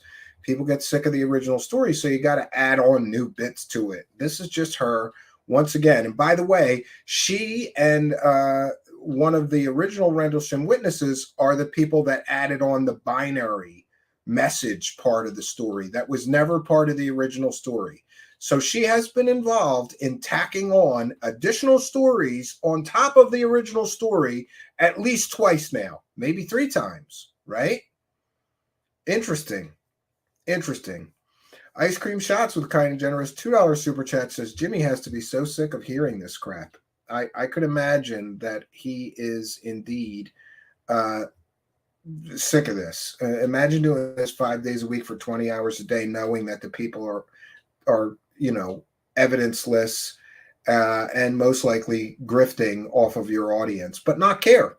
Because Jimmy doesn't care about his audience. He doesn't care about facts. He doesn't care about evidence. He doesn't vet things 3 times. Hey, Jimmy, did you vet this story 3 times before letting this lady on your show tell the story or not? But we thank you all for your kindness, generosity, and support, helping us get over the truth tax, because I'm sure Jimmy Church got $300 or $500 or whatever he got in super chats that night that he doesn't even read, acknowledge, nothing. No, because, oh man. Anyway, let's have Trixie thank you, kind and generous people, for your kindness, generosity, and support. This is Trixie from Truthseekers, thanking you for your generosity. I'm gonna praise the cash so hard, I'm gonna need a fake med bed to bring me back to life. Yeah. So we're going to do just a little bit more of this. We made it through a half hour. Jesus. It attracted to something else that was already at RAF Bentwaters, and maybe it had even gone there. You got to pile on speculation. Lots of speculation. We don't know, because essentially what we get is that somebody emailed her. She didn't check their military record, their military credentials. We don't even know if that source actually exists or she made it up, right? And then she's attaching his story to another famous UFO case that may be completely and totally 2 separate events and completely and totally unrelated. And now, after doing all that, now she's adding an incredible amount of speculation about what really happened here and why these events have to be related. And again, this is speculation on top of a story that has no evidence and we can't see the source. Just trust me, dude. There was no overview of any of what I've just reported to you guys. There was no overview about that. I'm only getting it for the first time in detail in 2023 March. It sounds like, I want your opinion on this. From the description of your witness, it sounds like the craft is similar, a bigger version of what Peniston reported. Well, at least somebody figured out that it can't be the same craft, because she talks about a huge craft and Peniston and Burroughs and others talks about a very tiny craft. You know what I mean? So maybe they released maybe more. It was a mothership. Of course, Jimmy Church. Spitballing here. Spitballing. In other words, bullshitting. Bullshitting. I can add something that Pedersen and I and John worked on illustrations when we were doing stuff for Ancient Aliens and my book and various things. And one of the illustrations that Peniston did was of a black triangle, but it was only approximately 9 feet long. It was, I think, 7 feet, 7 feet off the ground. And I have an illustration in my Earth Files YouTube channel that was on Wednesday night on the 22nd of this week. You can see if you go to the Earth Files YouTube channel and you click on the March. And here she is pumping up this is her latest grift. and she's pumping it up. Go to my YouTube, because I haven't made enough money making thousands and thousands of dollars for fake anonymous sources that real Navy SEALs say are fake. I haven't made enough money with the fake alien picture grift. I haven't made enough money with the fake alien picture grift part 2 with new fake alien pictures. Now I've got another story that nobody can verify, that there is no paperwork for, no military reports, no military credentials that we could read, and an anonymous source. Awesome. That's the new grift. 22nd Earth Files YouTube channel. It's the broadcast about what went to 3 air bases in the UFO category. Awesome. And that the Black Triangle doing interviews it's like 10 with grand, Penson I think. and John for Ancient Aliens, that he remembered that it seemed like it was black glass, solid black glass, but thanks KMM had 177 lights. I agree. That were red, green, different colors. They both had the same colored lights, so it must be from the same alien mothership. This is so stupid. This is so stupid. And by the way, a message for you. Listen, I'm also tired of getting emails from you people defending Linda Moulton Howe. So I'm going to answer just about every email I'm likely to get. I know she's an old lady. I don't care if she's deceiving people and making money with provably fake stories. Then she's a grifter. I don't care how old she is, right? Oh, give her a pass. She's an old lady, right? As if, imagine if her, an 80-year-old woman, walked into a bank and robbed the bank. Would that be okay because she's an old lady? She is defrauding YouTube. This is against deceptive practices. Prove that the source exists, Linda Moulton Howe. Publish his name so we could go to the National Personnel Records Center and make sure that he was really in the military at the time he claimed, that he was at the military base, that you're claiming he had this tremendous encounter at, right? She's not going to release shit. This is another fake anonymous source. Or she could prove me wrong and shut me up. She won't, but she could. But she won't. She's going to make thousands of dollars pushing this story with no evidence. Another one from her. Moving underneath the glass. So the size is not the same, but the idea of light in glass. Right. Oh, And so going back to your eyewitness, I find it very interesting of the description of the half balls with the electrostatic lightning that was multicolored. Jimmy Church is talking about balls with Linda Moulton Howe. Welcome to Clown World. Things are sounding very, very similar here. No, they don't. No, they don't. It's a completely unrelated event. He's just helping her with the grift, right? Just agree with the guests so that you can get the clicks and views.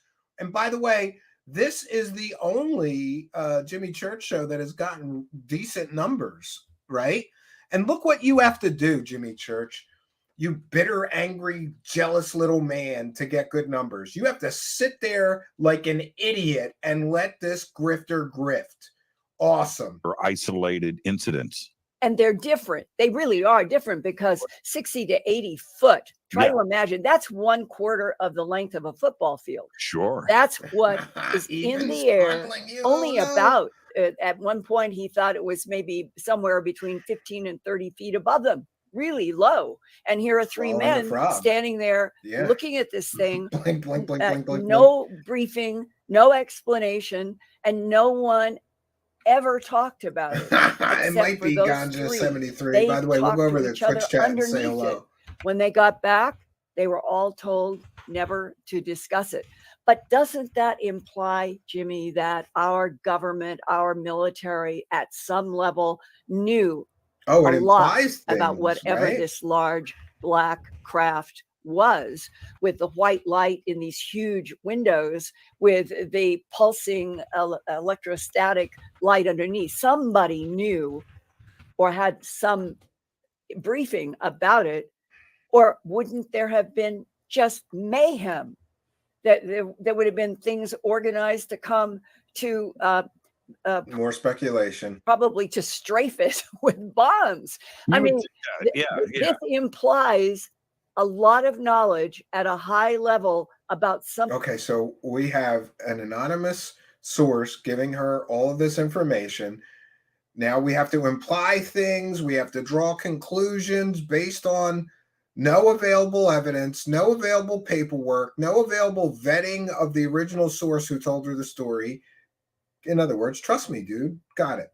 Something that moved almost casually over 3 air bases in England that were American bases, December 26th, 27th, 28th. And this was the after midnight on the 27th. Stuck in a family event with crazy Uncle Johnny, right? Anybody else have a crazy Uncle Johnny, right?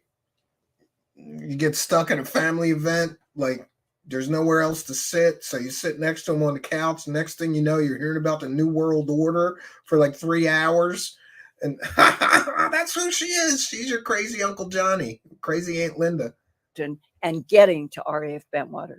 You know, your research and how you get stuff done, Linda, and the way that you now he's going to compliment her research for a fake story. This is why. This is not investigative journalism, Jimmy Church.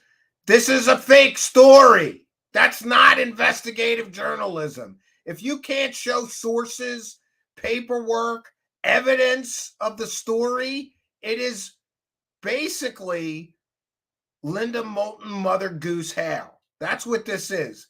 And he's going to sit there and insult the intelligence of his audience, which he does quite frequently. He does it all the time. He thinks his audience is so stupid they won't know when a fake doctor comes on his show telling fake stories. We proved that one was 100% fake. He thinks his audience is so stupid Linda can come on and sell 100% fake pictures of aliens. We showed that was a completely fake story. Now he's going to compliment her on what a great investigative journalist he is, which is an insult to his audience and is an insult to anybody with more than 2 brain cells to rub together and see through this thin, ultra thin layer of deception that she uses to sell stupid people fake alien stories. Parapod is presenting you with the Media Legend Award next week. Oh, she's getting an award. And Media Legend Award, right? For selling fake stories. And this is where things get ridiculous, because she does get, the grift squads all get together and hand out awards, and she gets a lot of awards for this level of garbage peddling. Amazing. Again, for those that can't be there, this is why we're doing this show tonight, so we can celebrate. Right. Next week, Linda's traveling, I'm traveling, and we won't have an opportunity to do it. But we're doing that tonight. Yeah, and, let's celebrate. Let's celebrate. Thank you. Well, do they know she was selling 100% fake stories this year, right before they're giving her an award? Right? This is why this whole goddamn thing is ridiculous. If you call yourself an investigative journalist, right, and you get caught selling 100% fake pictures of aliens in your stories, not once, but twice in 2 years, then you are no goddamn journalist. And anybody who gives her an award not acknowledging that she got caught selling 100% fake pictures of aliens twice in the past few years, anybody giving her an award is in on the grift. Award-winning journalist, my asshole. Oh, the thing is, and I presented you with awards in the past, right? One of my cool moments. I know this sounds just so trivial, but one day, Fake this people was, patting each I other don't on know, the it was a back. few years ago. Great job And grifting. I was Here's a doing pat on the some back from research the Grift on you, Squad. and I needed something. So I go to your Wikipedia page, right? And I'm just looking for whatever I was looking for. And on the right of the Wikipedia, you don't know this, you don't do your, other people do. Yeah, But there's a thing, there's a picture, and it says Jimmy Church presenting Linda Moulton Howe with the Lifetime Achievement Award. And it's you and I thought, man, life is complete. And it was at Conscious Life Expo. He's proud of giving this woman who sells 100% provably fake stories. This is how you know that Jimmy Church is all chips in on the grifters. He's proud of giving Linda Moulton Howe a Lifetime Achievement Award for this level of garbage peddling. He's proud of giving her awards, right? This is ridiculous. Is that what it was? Yeah. Yeah. It was so cool. And and I'm giving you this award. But I want to take a pill to live for another 500 years. I want to keep exploring. I want to see how all this comes out. Well, we're getting close. We're getting close. Okay, so Linda, get the grip we're going to present you with an award, but you're going to get a chance to speak too. What are you going to speak about next week? It is Why doesn't she talk about getting caught by Truthseekers selling 100% fake stories twice in the past few years? Why doesn't she talk about the fact that all of her sources are fake, made up bullshit, imaginary friends? Giving her an award is ridiculous. And the fact that he sits there with a straight face shows you that all of this is theater. Let's give this like crazy Aunt Elda lady who keeps getting caught making up and selling 100% provably fake stories. Let's give her some awards, right? Because then people will think she's credible while she's selling these fake stories. This is all deception theater from the deceptive duo. One of my most favorite presentations, and I keep adding and evolving from brain. Even she admits she's adding and evolving to the fake stories that she sells. Awesome. To galaxies, the key is frequencies. And the deeper and more scientists that I have talked to, people who are in the abduction category, people who are in the military category, the aerospace category, the medical category. Yeah, all her amazingly anonymous sources, right? Nobody wants to go on a record with her because real people that are real scientists, they know that she's a garbage peddler that gets caught selling fake pictures of aliens. So she's got to make up sources in every area. Oh, I've got aerospace sources. Oh, I've got military insiders. But don't run my military insiders by a real Navy SEAL. It won't work out too well for her if you do that. Category. Frequency. When I was working at Gaia with that Tim from Germany. Oh, yeah, that nutter. It's called Truth Hunter. And we were doing... Yeah, Truth Hunter. Oh, by the way, the grifters that grift together. Both of these clowns are on Gaia TV grifting for alien and UFO dollars. Both of them have shows on Gaia TV that are equally ridiculous, equally nonsensical garbage, fake information peddling, UFO-tainment trash.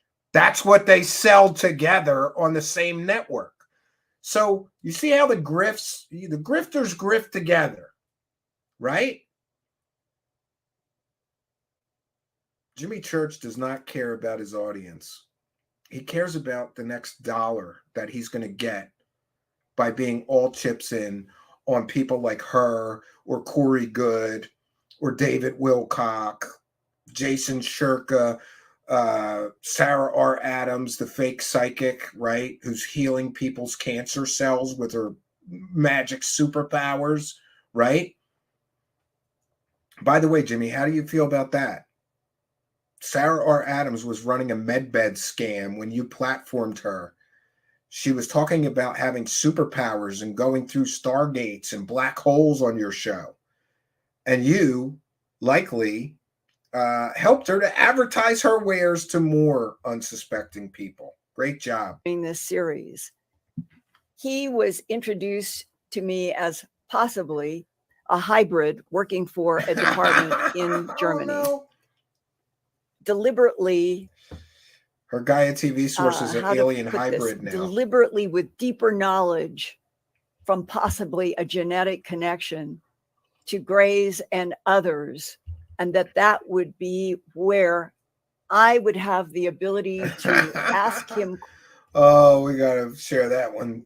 Thank you very much, Keith. Very kind of you. Thank you for your kindness, your generosity, and your support of the show. Much, much appreciated. Very generous $50 super chat. You're the MVP tonight, Keith Gardeck, and thank you for your kindness. You should send her covers from the early 80s space game covers, Asteroid Space Adventures, etc. Space Invaders, etc. Found your channel over the weekend and binged. I'm in. Let's go, bro. Well, I'm so glad you found us. Praise the cash. Praise the cash. And thank the algorithm almighty. We got another believer.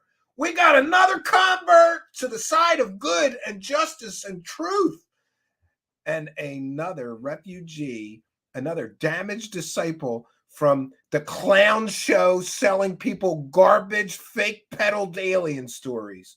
And praise the cash, praise the cash. Thank you so much for your kindness, generosity, and support.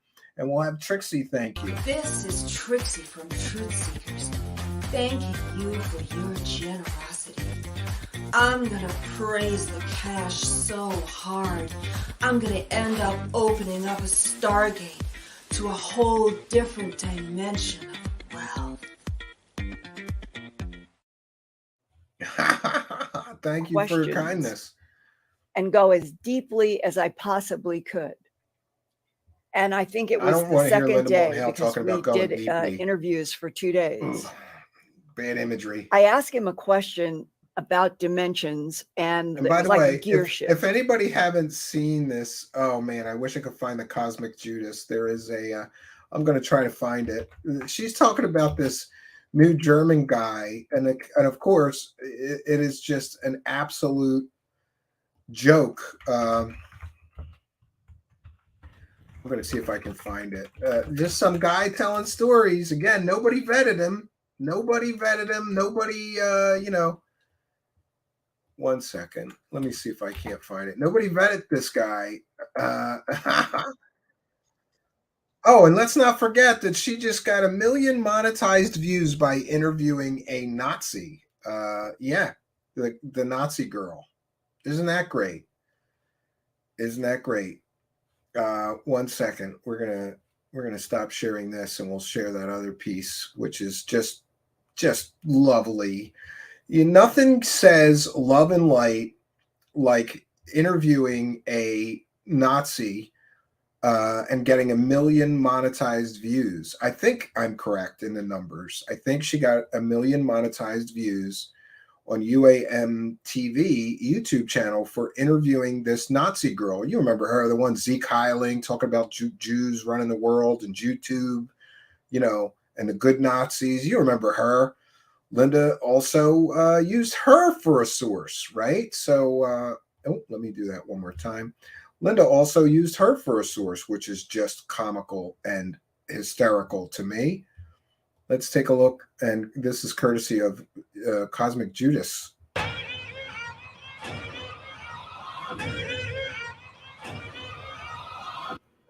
And that the Nordics are the blonde, blue-eyed that have this complex that if they were working through Hitler during World War II, you would think they would be an enemy, wouldn't you? Hitler. Yeah, let's talk about Hitler and aliens. At the beginning, Hitler was part of that positive agenda. But unfortunately, there was a negative influence on his avatar. I really want to thank you. Yeah, thank the Nazi girl. Yeah. And that the Nordics. Just ridiculous. Absolutely ridiculous. This woman is making all this money, and this is the quality of her sources. a Nazi girl who also has a OnlyFans where she will dildo herself for you and say your name out loud for $40, right? Great quality sources you've got there, Linda Moulton Howe. Great quality sources. Nothing says credible journalist like interviewing a girl who will dildo herself on OnlyFans for you for $40 and say your name, right? And talk about the good Nazis if you want her to, right? Great. And he went into one now of the she's most got another German intelligent guy. explanations that I've German ever guy. heard about the whole issue of everything is frequency connected, from the particle level to the macro level. Mm-hmm. And that if we knew the truth Yeah, about we're how gonna- it is all we're still working together, we would know that we are experiencing consciousness in what is called the third that girl dimension. is not an alien hybrid. That there, well, you can read this it, is Tina. his count, Tim's count, that there are 4, 5, 6, 7, 8, 9, 10 total dimensions to this universe. Unless you know about those other 7 beyond 3, we are babies. Yeah, he's on We my are list. kept in a baby Thanks to this guy. perspective. Yeah. Those You're other welcome, Jimmy Church. I'll be are the big we'll be doing a engines. show on Mr. And Marzulli that soon. what his Throw communication Jesus into your grift. with a That sounds like a particular good idea. type of gray that he was communicating with physically in the You same look room bored in since this Germany. thing started. Wouldn't you be? You know it's all fake. Humanity He's got to know it's all needs fake. to get from the 3rd dimension to the 5th dimension, and gave all of these complex Well, facet now we're reasons jumping why dimensions. that in the 3rd dimension Now we are jumping where dimensions, we friends. are caught by time, we are caught by deterioration in Oh, you got to throw in some new age mumbo jumbo in your grift. a very short segment of being born, and Look at then him. This guy is, listen, how is this guy doing at all good numbers when he is phoning this in, right? He has spoken like twice since this 40 minutes began. He's got nothing to add to this. He's just there like, sell your fake stories to my audience. I'm bored. I'm busy. I'm looking at my phone. I don't care what you're saying. Oh, you're such a great investigative journalist. He's the fluffer. He's the fluffer. we are supposed to retire from life and die in our 60s or 70s, that this is an This artificial is why ETs ignore us. Yes. three-dimensional existence in order to learn, Yeah, he doesn't in remember order what he to ate for get lunch. to He's higher got dimensions. dementia.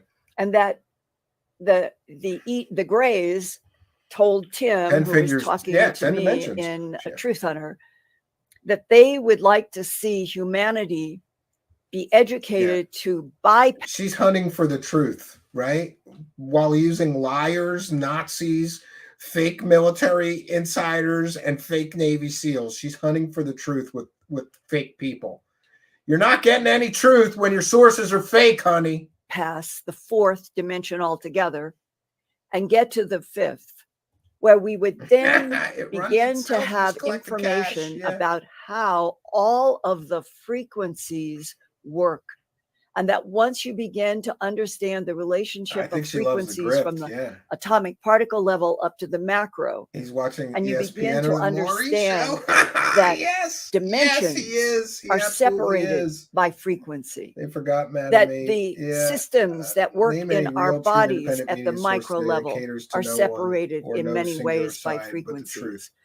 That the I don't solar know, systems and the suns that we're in. You know, I think that everybody's got a slant or a bias, right? It depends on what I do is I watch both sides, and somewhere in the middle is the truth.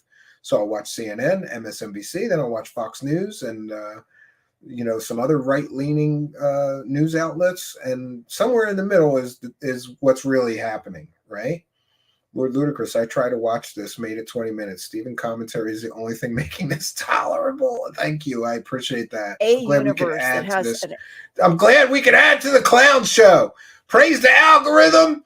We are adding to the clown show, Lord Ludicrous, right? Jimmy Church is bummed that he is missing happy hour at the bowling alley. Yeah, quite estimated possibly. 3 trillion stars at least. The dynamics inside of this I one know, universe she talks with her hands is a lot. all It's like, related. this to the universe, frequencies this from craft, particle this to macro. dildo that I That have if in my you then drawer, go beyond this this dildo. universe into the concept of the I don't know why she does multiverse, that, but she does do that. a you lot. then Yes, good are what observation. Roger Penrose in that interview I did with him in 2018. When I asked him, sir, what about Is the this still the singularity same that thing? started this universe? He could And care his less. gentle It's just UK voice numbers. said, oh no, Look, Linda, he's doing it again. He's no, like no looking at his singularity. phone or looking What off in we the are distance. in He's not paying is attention an to what she's saying. infinity of cycles of time. Infinity of cycles of time. Yeah, it's called time. All of it woven to Well, you got to throw in some word salad, new age, hippy dippy nonsense. together. Pile that on top of this clown Frequencies, show of garbage, frequencies metal moving through nonsense. infinity. And we have only a tiny, tiny lens in the third dimension.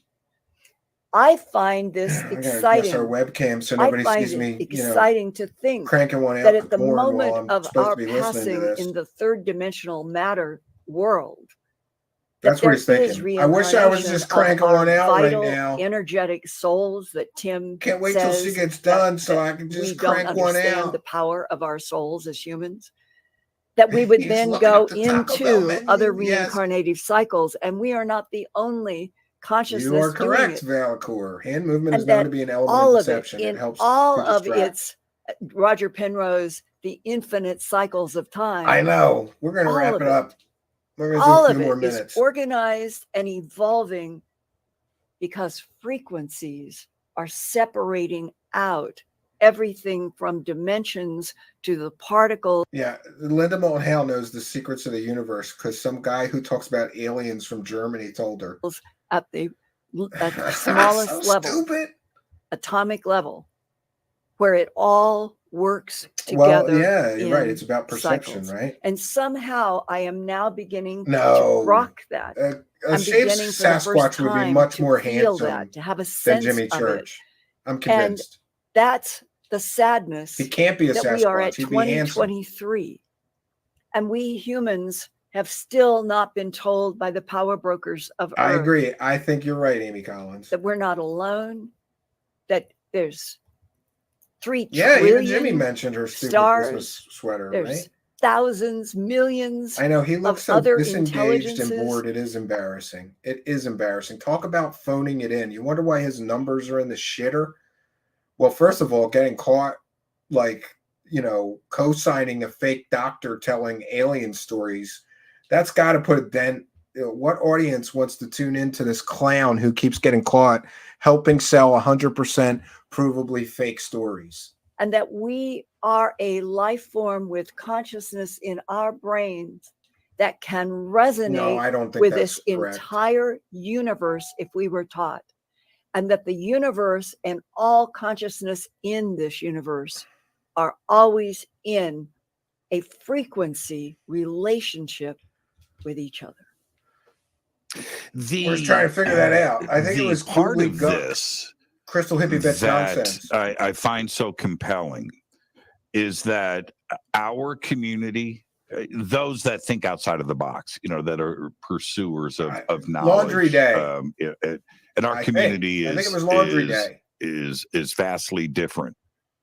In that, She's about ready. Some of us are looking at She's almost ready. life after death. Some of us are looking at Bigfoot. Some of us are looking at consciousness. Some of us are discussing UFO. Some of us discuss all of that. And they're all facets of the same incredible universe. That's my point. That's my point. And so we have been going at this for a very long time, yelling from the treetops, right? And just now, and Roger Penrose, who's somebody I've read a lot of his books, and I really appreciate the way that he thinks. Yes. But science today, Linda, is talking about all of the things that this community has been shouting about for decades. Right. And now finally they're coming together. When Brian Greene. Nobody is confirming decades of fake stories that the grifter squads have been pushing. That is a false statement. Because we've been talking about 2D, 3D, 4D, 5D, extra dimensions, this and that. At least 10. Some people argue 12, and that's why MJ12 was called 12, because there were 12 dimensions, and they learned that from ETs. Right. But today, Tim in Germany insists it's 10. Somebody else says it's 12. For some reason, these people know how many dimensions they are about the actual facts, because nobody is talking to us as consciousness in this universe. That's right. And so Brian Greene, right? So he jumps into string theory and starts to present string theory to the world so we can understand what he's working on and supporting the show and his team of physicists and things. She thinks Christmas is next week. And if you read his books or listen to him speak, he says there are at least 11 dimensions. And let me explain to you why.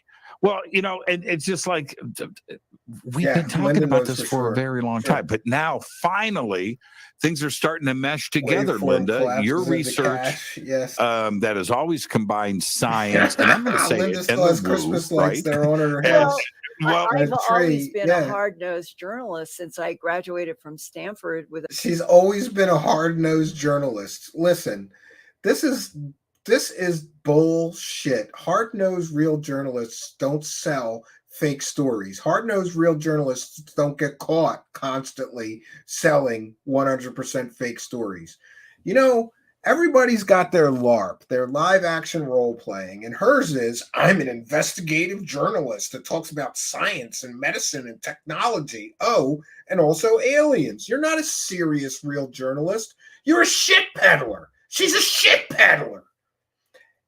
And so is he, for constantly helping her peddle her shit. I know it's not a great visual, but what you got to imagine is you have to imagine that Linda Moulton Howe is up straddled, right? Legs spread wide on this cart, right?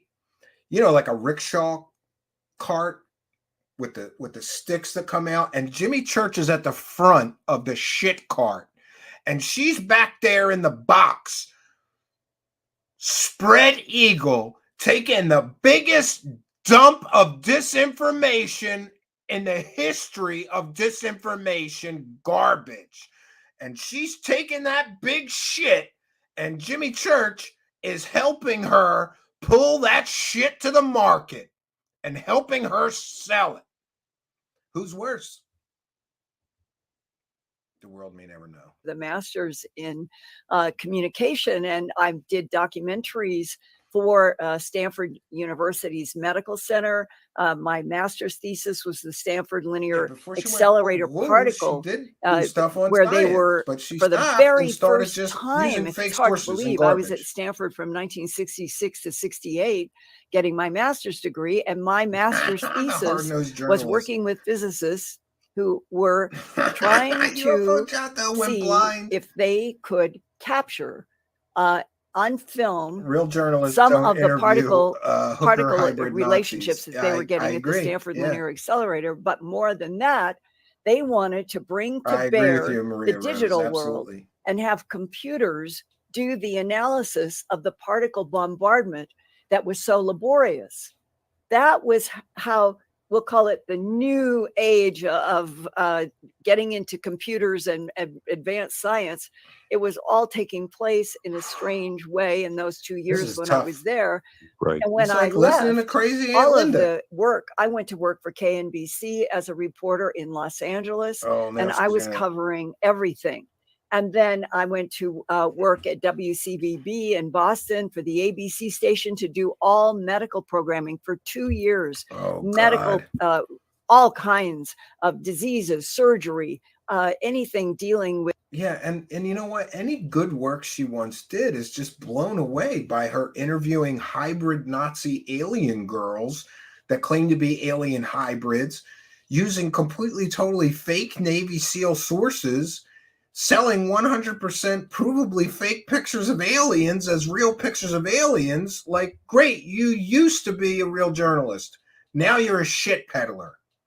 And you know how you know she's a shit peddler? She's on Jimmy Church's show. All the shit peddlers are on Jimmy Church's show, right?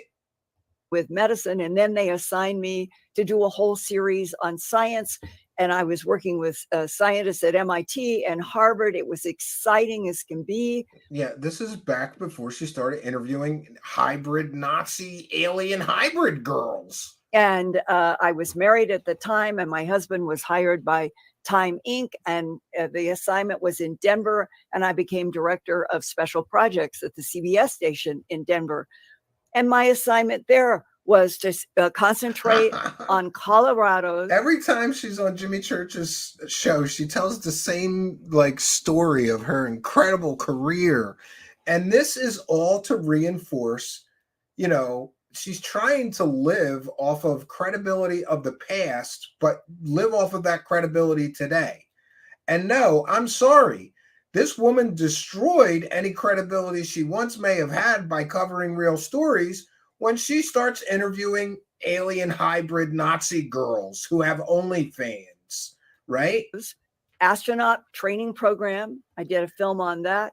Here we on go. all Let's kinds of do things related to Colorado She and does this the every nation. time she's on a show. I worked with the governor on a live studio show where for 90 minutes, the governor and representatives and myself and an audience, we were dealing with issues that were very important at that time in Colorado. So when I don't know. People have suggested that a lot of these people may headlines be on in drugs. September of 1979, I had graduated from Stanford in 68. All right. So look, in a decade, I'm sorry. I I can't take this. I can't take anymore. We have to tap out. We just have to tap out because she tells the same exact story, well, nearly exact story of her tremendous career and what a credible journalist she is every time she's on Jimmy Church's show. And it's a pattern with her. She leads with the BS fake story. Then she tells people all about how she used to cover science and technology 50 years ago, right? For some obscure local television station. It is just a way to sell the grift. Look, I'm credible. You should believe me. And for people who don't know her sordid history of getting caught time and time and time and time and time again and again and again selling fake stories, I guess that's convincing. Oh, yeah, she used to cover science and technology. Oh, yeah, she used to cover medical technology for this other organization. She used to cover a lot of things. Then she started going full woo wackadoo, right? And there's nobody that's more full woo wackadoo than crazy Aunt Linda, right? So, look, we can cover the second part of that, but I got to do this in small bursts. I can't listen to this lady anymore. I'm sorry. We got to check out for today. We have to check out. But the good news is I have a little more time to share.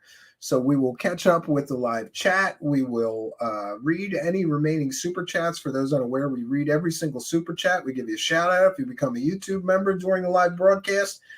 And we read all the PayPal pledges, instructions in the description of the video for how you can help. There's other ways that you can help us, by the way, besides throwing money at us. That's just, one way. So I'm going to put my banner up to remind people. Sometimes we play these very quick bumpers, just letting people know how they too can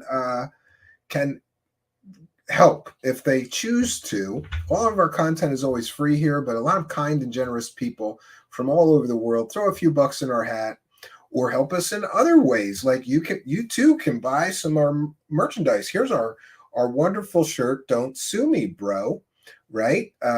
And the links are in the description of the video. You should know that the Amazon store only works in some countries. So if it won't let you ship to your address in your country, use the Redbubble link. That works everywhere globally. And here to help remind you that we're a viewer-supported show is the man with the golden voice, our announcer, Ian. Take it away, Mr. Ian.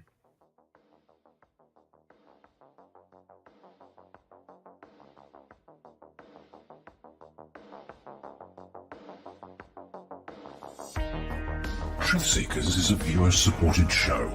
Wonderful people like you who enjoy this show Send pledges in the form of super chats, super stickers, super thanks, PayPal, or Cash App. Instructions for how to help are in the description.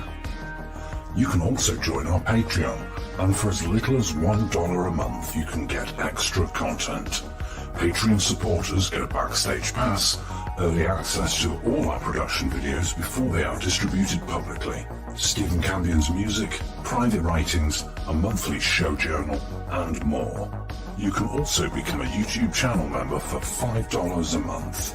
A YouTube membership includes all of the Patreon benefits, plus a special members badge, priority reply to video comments, and the live chat, plus a monthly members-only video. We thank you all, kind and generous benefactors, for supporting Truth Seekers. Thank you for your generosity and support.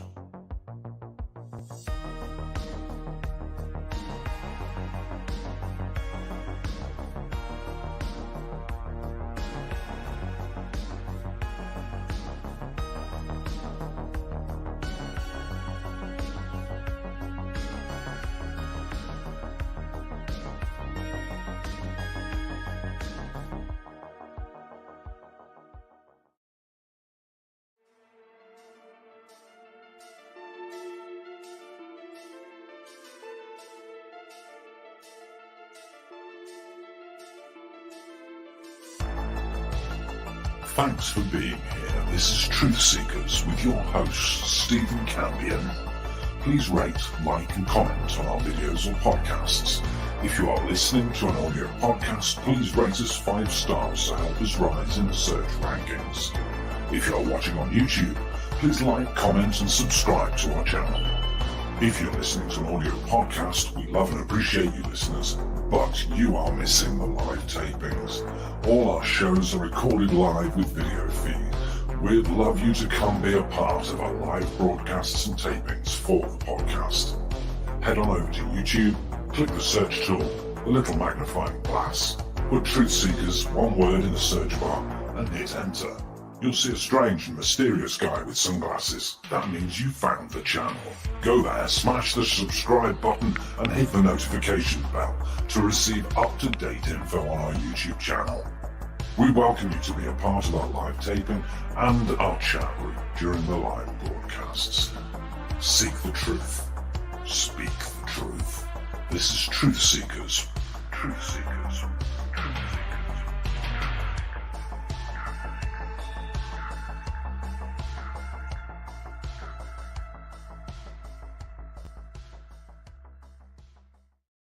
All right, and we are back. We're going to take comments and questions from the live chat. So please put them in all capital letters.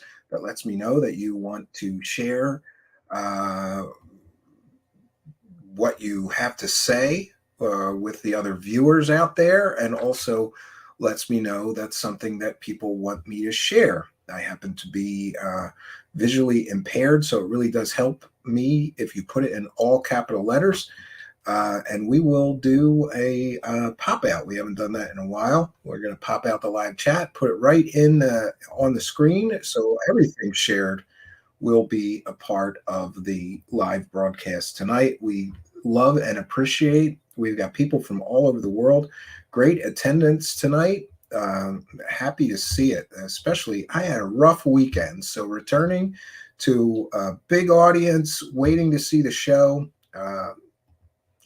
It means a lot to me. Thank you all for your kindness, generosity, and and thank you, UFO John Doe, for a kind and generous $5.55 super chat. That's another thing. Any super chats, they're going to be shown right here, so everybody gets recognized for their support. If you can only see one UFO con artist crumble and be completely exposed and have to pay the piper, who would it be? Whoa, that's a tough question. I think the person who has been most destructive may be, my pick. Someone that has brought more fake information into this thing than anybody. It might be Jimmy Church or David Wilcock. Hard to make a decision there, UFO John Doe. But thank you for being a member, and thank you for your kindness, your generosity, and your support of the show. Longtime show supporter, UFO John Doe. And we appreciate your kindness, generosity, and support. And we want to thank all of you for your kindness, generosity, and support. You Patreon supporters, you Twitch subscribers, you channel members, super chatters, and PayPal pledgers. Thank all of you. This is Trixie reporting for Truthseekers UFO Desk, where we give you absolutely no gimmicks whatsoever, just the truth. And tonight, I can exclusively reveal that a UFO has been spotted above Connecticut. It is a tic-tac-shaped UFO, and it is so hot. I really hope you guys can get out your incredibly long telescopes and point them in the direction of Connecticut, because you are going to see something so incredible. Back to you, Stephen.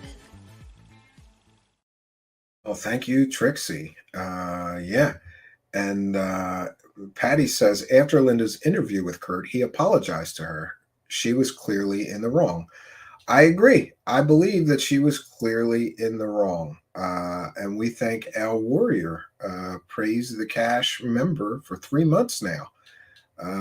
I don't know. That's a little weird. I'm not seeing that come up in my chat, so I can't share that on the screen. But thank you, Al Warrior. I guess it's just randomly recognizing people for being members for a certain period of time.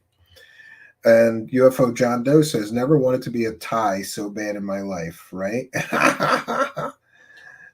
Yes, we're working on that. He's got a lot more crayon diagrams to make. Ganja says, are you still going to do a poll comparing your son's sci-fi story to a grifter's? Yes, we will get to that.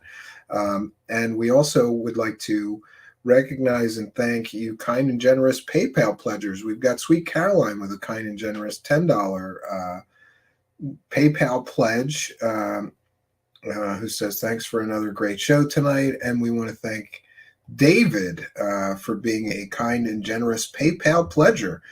Says from David B, praise the cash and thank you for your continued work. Well, no, thank you, David B, for being a kind and generous benefactor and longtime supporter of the show. We appreciate all of you and are glad that you're out there supporting the show. It means a lot to me. I hear other people doing the super chat shuffle with the pity party. You know, that pity party where you cry and complain that you can't make it and you can't eat and you might have to stop doing the show or whatever. Yeah, we don't do the super chat shuffle here, but we still have the support, kindness, and generosity of people all over the world helping us to continue this journey into clown world. That is where we're at. By the way, there is a video dropping this week that I know you will all enjoy, and it's from Weird Reads by Emily Louise on YouTube, who describes herself as a documenter of the strange and unusual, New Age weirdness, ufology, and cults. And her YouTube channel is called Weird Reads by Emily Louise. She's done some excellent work on the Montauk Project. And you know why her work on the Montauk Project impressed me? It's because she included the jerk-off parties. She gave everybody the whole story. She's got one coming out on the Secret Space Program this Thursday. And then we're hoping to interview her here. And by the way, I'm in her documentary about the Secret Space Program. It's a laugh riot. She did this montage of me and some of the things I've said here. I can't wait for you guys to see it. And we're hoping to get a little bit of a bump, right? She's got like 30,000 subscribers. She's going to give us a bump in the description of her video. She does really good research and I like her because she gives you the whole story, no matter how weird or strange it is. She did the Montauk story and included everything about the sex stuff, right? The homo jerking off in chairs in front of everybody and the deprogramming that involves masturbation and touching people. And yeah, the whole story she gave, right? So, yeah. So, well, we're going to stop our screen because suddenly I did that and people stopped chatting and people stopped sharing stuff for me to share. We're here to catch up. We've caught up with the PayPal, and we've caught up. We're all caught up now. So comments or questions for me, please put them in all capital letters. Otherwise, we've done our due diligence for today. We've got an incredible week of shows for you this week, and I'm hoping to get some bonus shows in. I've got 3 or 4 that have been ready to go, and they just haven't been launched. So we're going to try to launch those this week. Yes, and I'm going to do that. Mr. Ian is asking for a tin of American Spirit tobacco. No, don't say that. I said I was going to buy it. I just am a little short this week. Yeah, you have quality people working for your show when they want to be paid in liquor and tobacco, right? Like, what? Can't I just send you a PayPal? No, you got to send me this tobacco because he can't get it in his country or something. The tins. He, like me, does the tins. Tobacco is a terrible habit. I'm trying to quit. I got nicotine gum. I've got a vape here, but I still. Anyway, he wants a tin of that, and I hate mail and stuff. I hate going to the post office, but Mr. Ian's going to make me, and I have to do it for him because we've got more announcer stuff that I need him to do. We want to keep him happy with the liquor and the cigarettes, right? Quality staff here at Truthseekers. The next people are going to demand to get paid in meth or heroin. He wants liquor and cigarettes, right? Yeah, just pay me in liquor and cigarettes, Stephen. Yeah. Archaic Revival. We stop chatting when you talk about jerking. Tell us again. But tell us real slow. Yeah, I've talked about this Montauk project and how stupid people like Christina Gomez and Jimmy Church try to sell the story as true. But the story is essentially about homosexuals who like to watch each other jerk off in chairs, right? And that was all detailed in other people's, stuff. Have you ever interviewed Don Shipley, the fellow who stole? No, but I've asked him several times, and then people got on my case saying that I should interview him, and then I emailed him again, and no reply. So please don't message me asking me to interview him because I have messaged him multiple times. I don't know if he's not getting the messages or doesn't care to do interviews, which I understand. If you have your own YouTube channel, it's very difficult to do interviews for other YouTube channels, right? I don't think UFO knowledge should make some rich. It should be given to all. The best interpretation of the stats should be awarded. Well, in a perfect world, these things would happen. But yeah. And Adam Modair with a kind comment. Do you think these grifters will ever stop? They don't seem to care about being called out. No. And worse than... do I think they're never going to stop? Of course, the answer is no. The grift will never end. But it gets a lot worse because not only do they not care, they don't care about being called out because we can look at Social Blade and see the numbers. Linda Moulton Howe did take quite a hit in the numbers and subscribers for like a week there when we revealed she was once again caught selling 100% provably fake UFO pictures, right? But after that, the views go through the roof again. So she took a tiny little hit for selling a completely fake story. She made thousands and thousands of dollars, right? Selling that fake story. And now she's just on to new and more fake stories, right? Spooky wants to be paid in gold-backed currency. You don't want liquor and cigarettes like everybody else? Come on, man. Yeah. Naked Al Bielik equals good times, says DJ D's, and thank you for being a member. Yeah, that's a little gross, right? Hold on. Let me find that link for you. And by the way, I did say that I don't have time to be everybody's technical support person, but I should put that in there. Weird Reads by Emily. You just put in the search bar Weird Reads by Emily Louise Montauk, and you'll get that link too. The search is a really great thing, but I'm going to put the link in the I'm going to put it into the live chat 1 second. Let me get over there because I have to put it into YouTube actual chat, or it doesn't work here on my posting links. Link to Montauk story by Emily Louise. And by the way, we're hoping we're going to be interviewing Emily Louise about her newest video, which will be dropping this week. And we want to thank UFO John Doe for being a member for 8 months. And he says, become a member and get all the extra perks. Don't be a circle jerker. Yes, I love it. Yes, I love it. And by the way, I think if you're a member, you can do that lit up. You can do that lit up thing like once a broadcast or something. I'm not sure how that works. Oh, wait a minute. No, that's not what I wanted. Why is it not letting me just share the pop out? Let me share the pop out here. There we go. Yeah, so if you're a member, you can do that. That's one of the members' perks. You can do that highlighted big message, I think once per broadcast, but I could be wrong.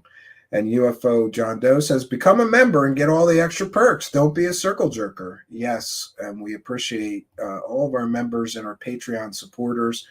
And by the way, while we're on that subject, we're going to do member shout-outs. Now, I'm trying to figure out a way to do this for Patreon supporters, but the problem is that Patreon, I get everybody's real name. And a lot of you, I'm sure, would prefer that I don't read your real name live on air. So we're figuring out a way to do that. And also, I suppose one of the other issues is, how do we get the Twitch subscribers to get the same benefits? I'm going to figure that out as well. But here we'll do some member shout outs we want to thank. And this goes from newest member to oldest member.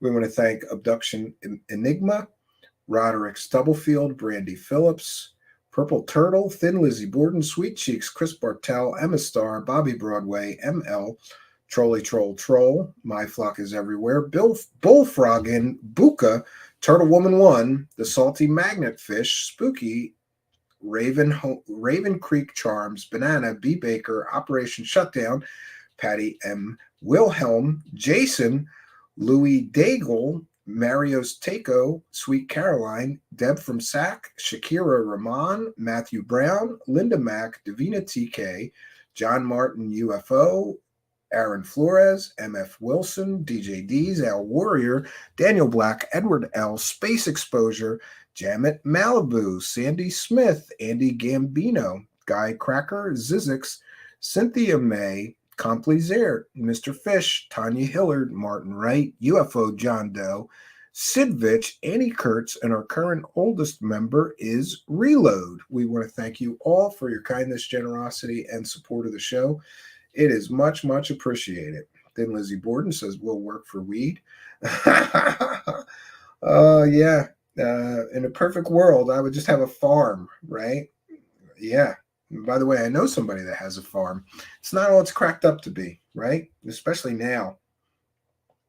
I think that the money was better for people when it was full on illegal everywhere in the United States. Not so much now. Yes, members receive one free picture of naked Al Bielek. Yes, that's in our members section every month, right? Just use their initials. Yeah, I will do that. We'll do the shout outs for Patreon supporters tomorrow. Oh, and the other issue is we end every show with a graphic that says thank you to our Patreon supporters. I keep forgetting, but I'm going to make a graphic that says thank you to our YouTube channel members, and I'm going to take it off that list that I just made. So if you're a YouTube channel member, we'll thank you for being a YouTube channel member every night, just like we do the Patreon supporters, and we'll thank the Twitch subscribers as well. We want to thank Al Warrior for a kind and generous $5 super chat and for being a member, and he bought that shirt, UFO Circle Jerkers. Great. Well, thank you for all the support. That is very, very nice of you. The kindness, the generosity, and the support of the show is much, much appreciated. And we want to thank all of you kind and generous benefactors. This is Trixie at the exclusive Truth Seekers UFO desk. And I like nothing more than getting down on my knees and praying. cash. Every time you donate, I'm gonna get down on my knees and praise the cash. Praise the cash. Thank you for your generosity. Thank you, our warrior, and all you kind and generous benefactors. And you're welcome. That's the least that we could do. And I would shout out everybody in the live chat, but you know it's going to take 15 minutes, and some people do that because they don't have a show. I'm sorry if we don't do that, but we try to recognize and thank everybody in the live chat. Glad that you're all here. We've got people over in the Twitch chat. We've got people over in the Rumble chat. We want to thank all of you people for being in the live chat. Also, please be sure to check out our website, and it's truthseekershow.com. And from there, you can sign up for our mailing list. It actually says get notified of new episodes, but if you sign up there, we're going to be doing a monthly newsletter at the end of every month. The first one's going out the last day of the month this month. And from here also, you can get all of our latest audio podcasts. So if you're looking for one convenient place to see whatever's new in the land of truth seekers, the website is the best place to do that, truthseekershow.com. If you sign up over here, get notified of new episodes, you'll not only get notified of new episodes, but you'll get our monthly newsletter. Which will be a monthly thing, just letting you know what's coming up on the show. And of course, from the website, you can view all of our latest videos and live shows all in one place. Here's one of my favorites: Third Phase of Moon caught again, August 2021, 100% fake UFO video. And Gufon knew they used 100% fake video. And instead of telling his audience the truth, well, he just decided to call everybody pedos and, you know, criminals somehow, and all manner of slander to try to kill the messenger, and those fake talking points. They haven't faked anything in 5 years, 3 years, last year. We're up to last year now. And by the way, people have asked me to do this review of their latest, Third Phase latest garbage documentary, and it's no surprise that some people are telling everybody how great the documentary is.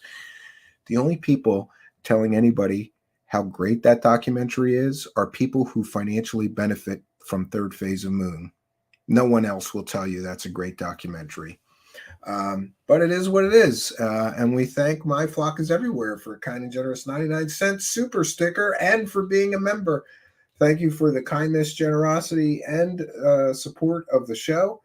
It is much, much appreciated. This is Trixie at the exclusive Truth Seekers UFO desk. And I like nothing more than getting down on my knees and praising the cash. Every time you donate, I'm going to get down on my knees and praise the cash. Praise the cash. Thank you for your generosity.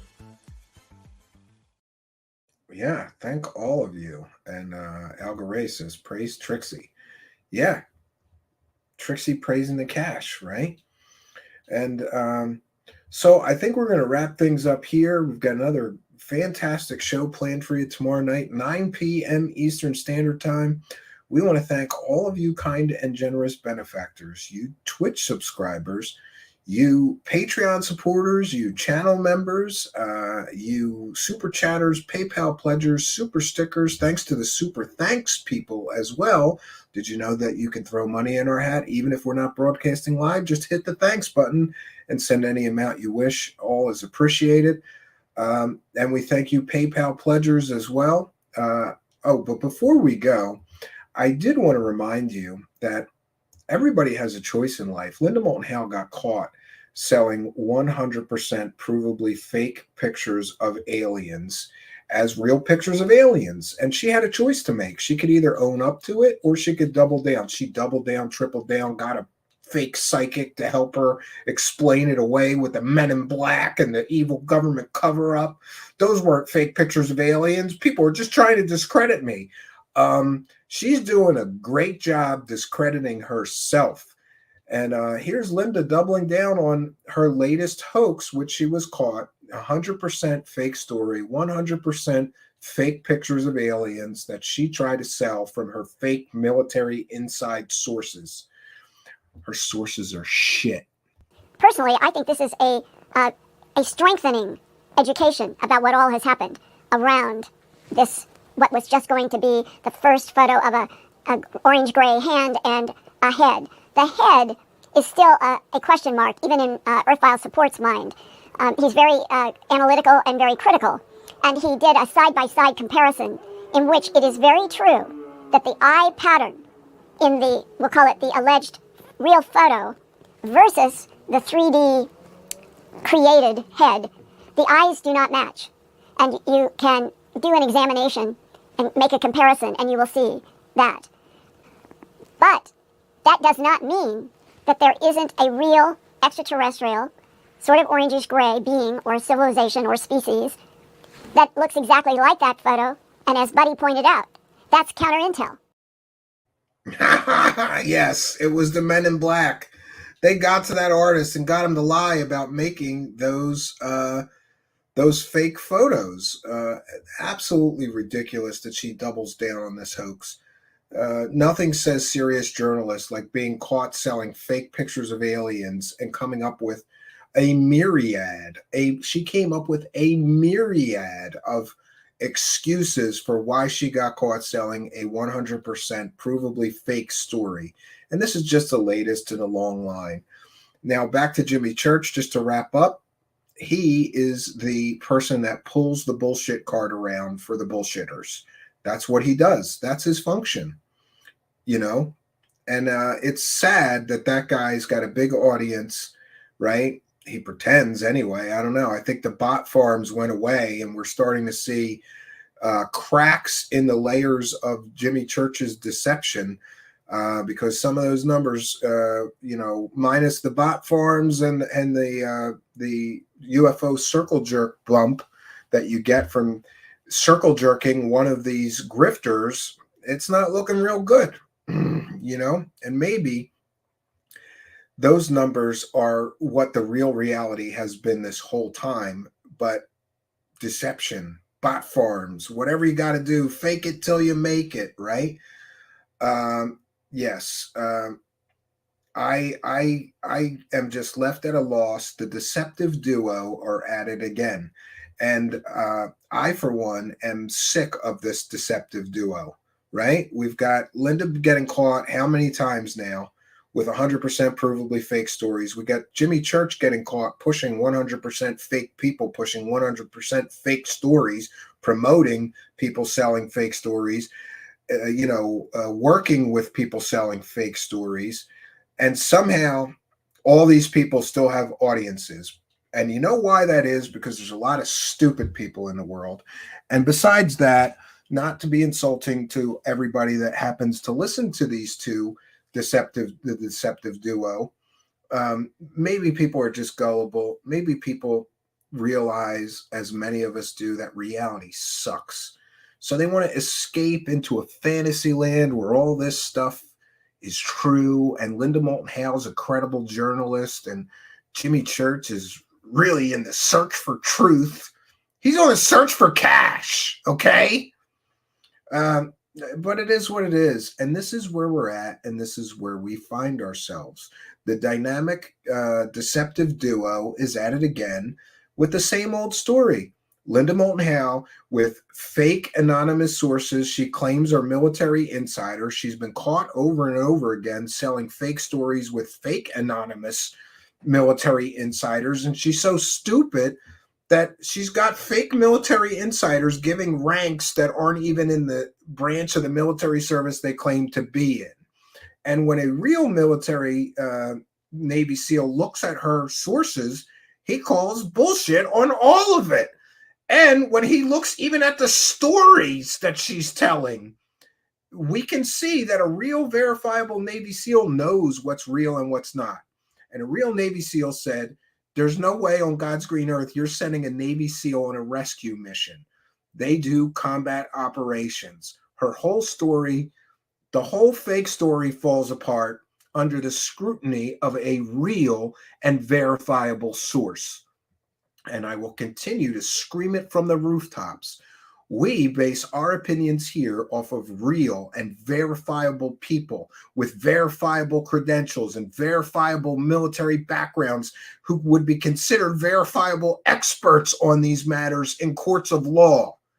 She and Jimmy Church and other grifters base their information off of anonymous sources, and trust me, dude, who do you think is more worthy of your belief? Who do you think is more worthy of your support?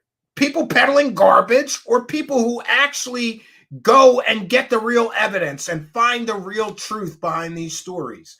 I know that I'm getting frustrated with this whole thing, right? I'm not going to be putting the same hours in that the grifters don't put in and making pennies while they're making tens of thousands of dollars selling horse shit. I'm just not going to keep it up, right? And we thank Mark Tirana for reminding people, if you like Stephen's work, please like, subscribe, and share his content. Yes, it really, really does help. And also, a final call to action would be watch one more, right? Somehow, a YouTube expert has told me that if I could get my whole audience to just watch one more. It doesn't have to be tonight. Do it tomorrow while you're at work. Do it while you're driving. Do it while you're whatever, cleaning the house. By the way, I'm going to be having visitors soon. Does anybody else feel the pressure of the nightmare it is that when you're having house guests? And by the way, I don't have to do very much. I have to move some of my junk from around the house, but my wife is going to clean every inch of the house and drive me nuts for 2 weeks straight cleaning for one couple hour house guest. I don't get it, but it is what it is. So in conclusion, the deceptive duo is at it again with the fake anonymous sources. Nobody can interview, and the trust me, dude, and the connecting the dots, and Jesus. And how many times are we going to sit here and watch Jimmy Church be the fluffer to one of these grifters like Corey Goode or Daniel Brinkley or David Wilcock or Emery Smith or Sarah R. Adams or Jason Shurka or any of the other hundreds of grifting scumbags lying to people for UFO dollars? He had his time. His time is past. He's already worn out his welcome. People are sick to death of all these people pushing fake garbage stories, right? There should be two categories here. And you put people in the category of credible researcher or journalist or whatever you want to call it, or show host or whatever, and the grifter squad. Some of these people have made millions of dollars off of this garbage. That should be over. It's time to turn the page on the grifter squads. And let's move on to people that actually care about showing you evidence and getting to the truth of these stories, whether they're true or not. But if you want to live in the land of make-believe, then go watch Jimmy Church. If you want to live in the land of make-believe, go watch Linda Moulton Howe. And don't send me any goddamn more nasty emails. Just go and listen to fairy tales. All I can do is show you the evidence. You can choose to ignore the evidence and live in the land of make-believe. If that makes you happy, hey, no hard feelings, right? And best of luck to you living in the delusion bubble. And the final thing I will say is, you know everything that this deceptive duo is pushing is fake. And the reason you know it's fake is because they are intellectual cowards and weaklings.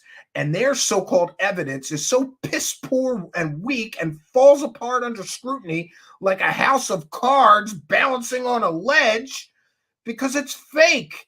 And the reason you know that they are fake is because they must carefully curate their comments, their live chats, and more.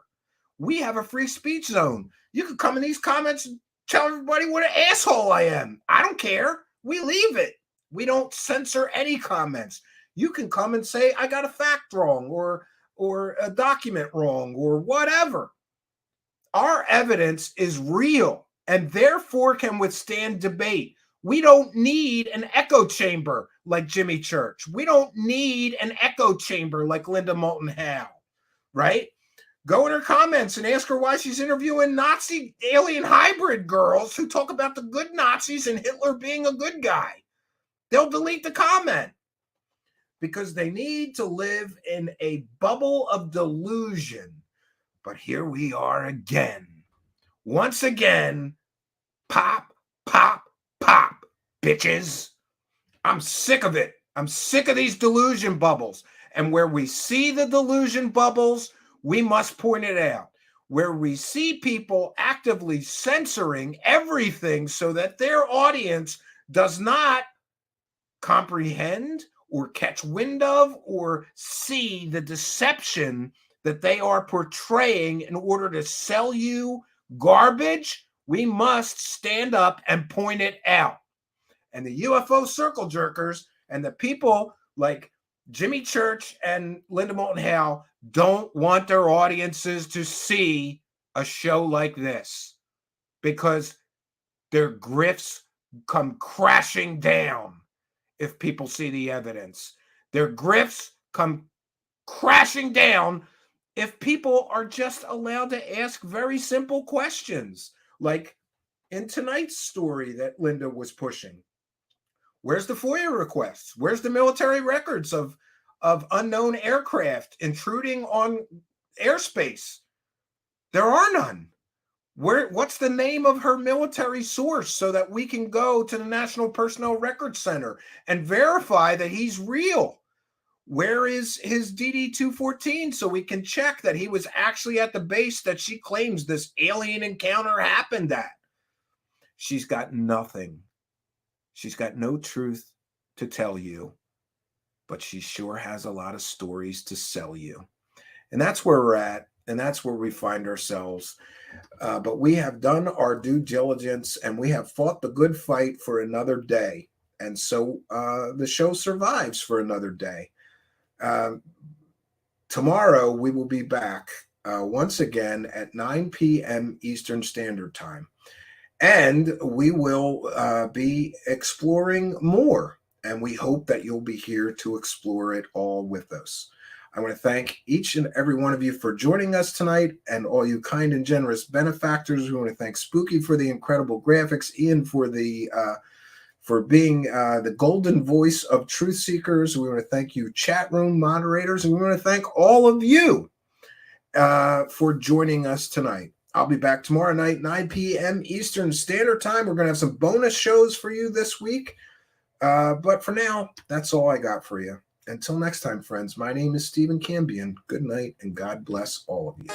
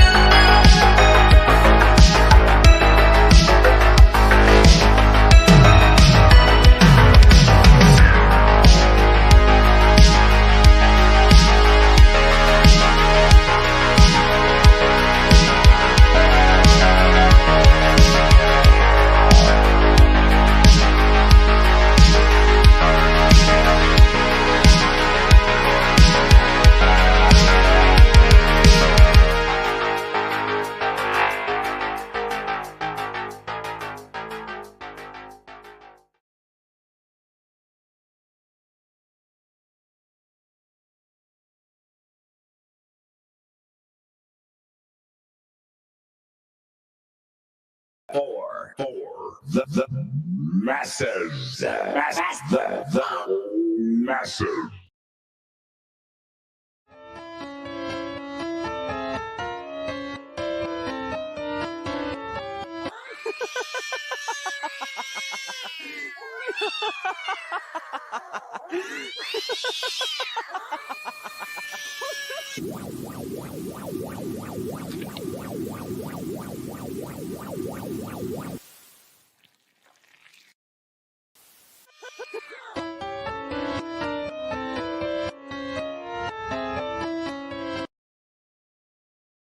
I vet everything 3 times before I mention it on the air. If I can't vet something 3 times from a credible published source, I don't speak about it. And that's journalism 101. That's what they teach you in school when you're first starting out. You don't go with one vetted source. UFO circle jerker extraordinaire. All of you UFO circle jerks are now on the table. UFO circle jerker extraordinaire. All of you UFO circle jerks are now on the table. They're there to help the grifters advertise their fake nonsense. That's their function. They're there to help the grifters advertise their fake nonsense. That's their function. That's what they're there to do. That's what they're there to do. That's what they're there to do. That's what they're there to do. That's what they're there to do. That's what they're there to do.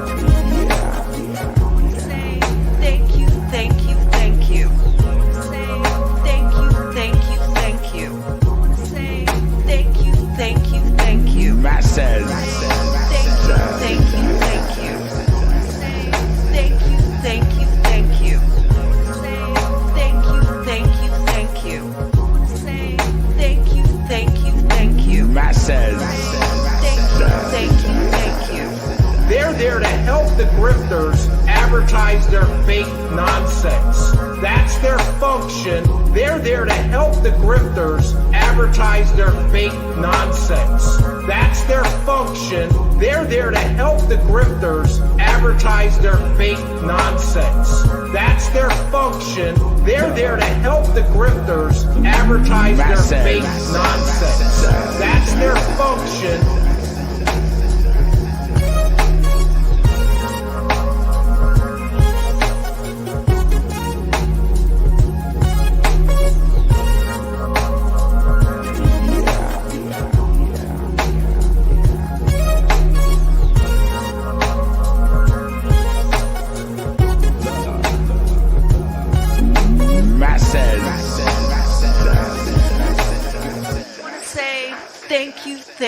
Thank you for everything you've done and for risking your life to bring this forward. Thank you.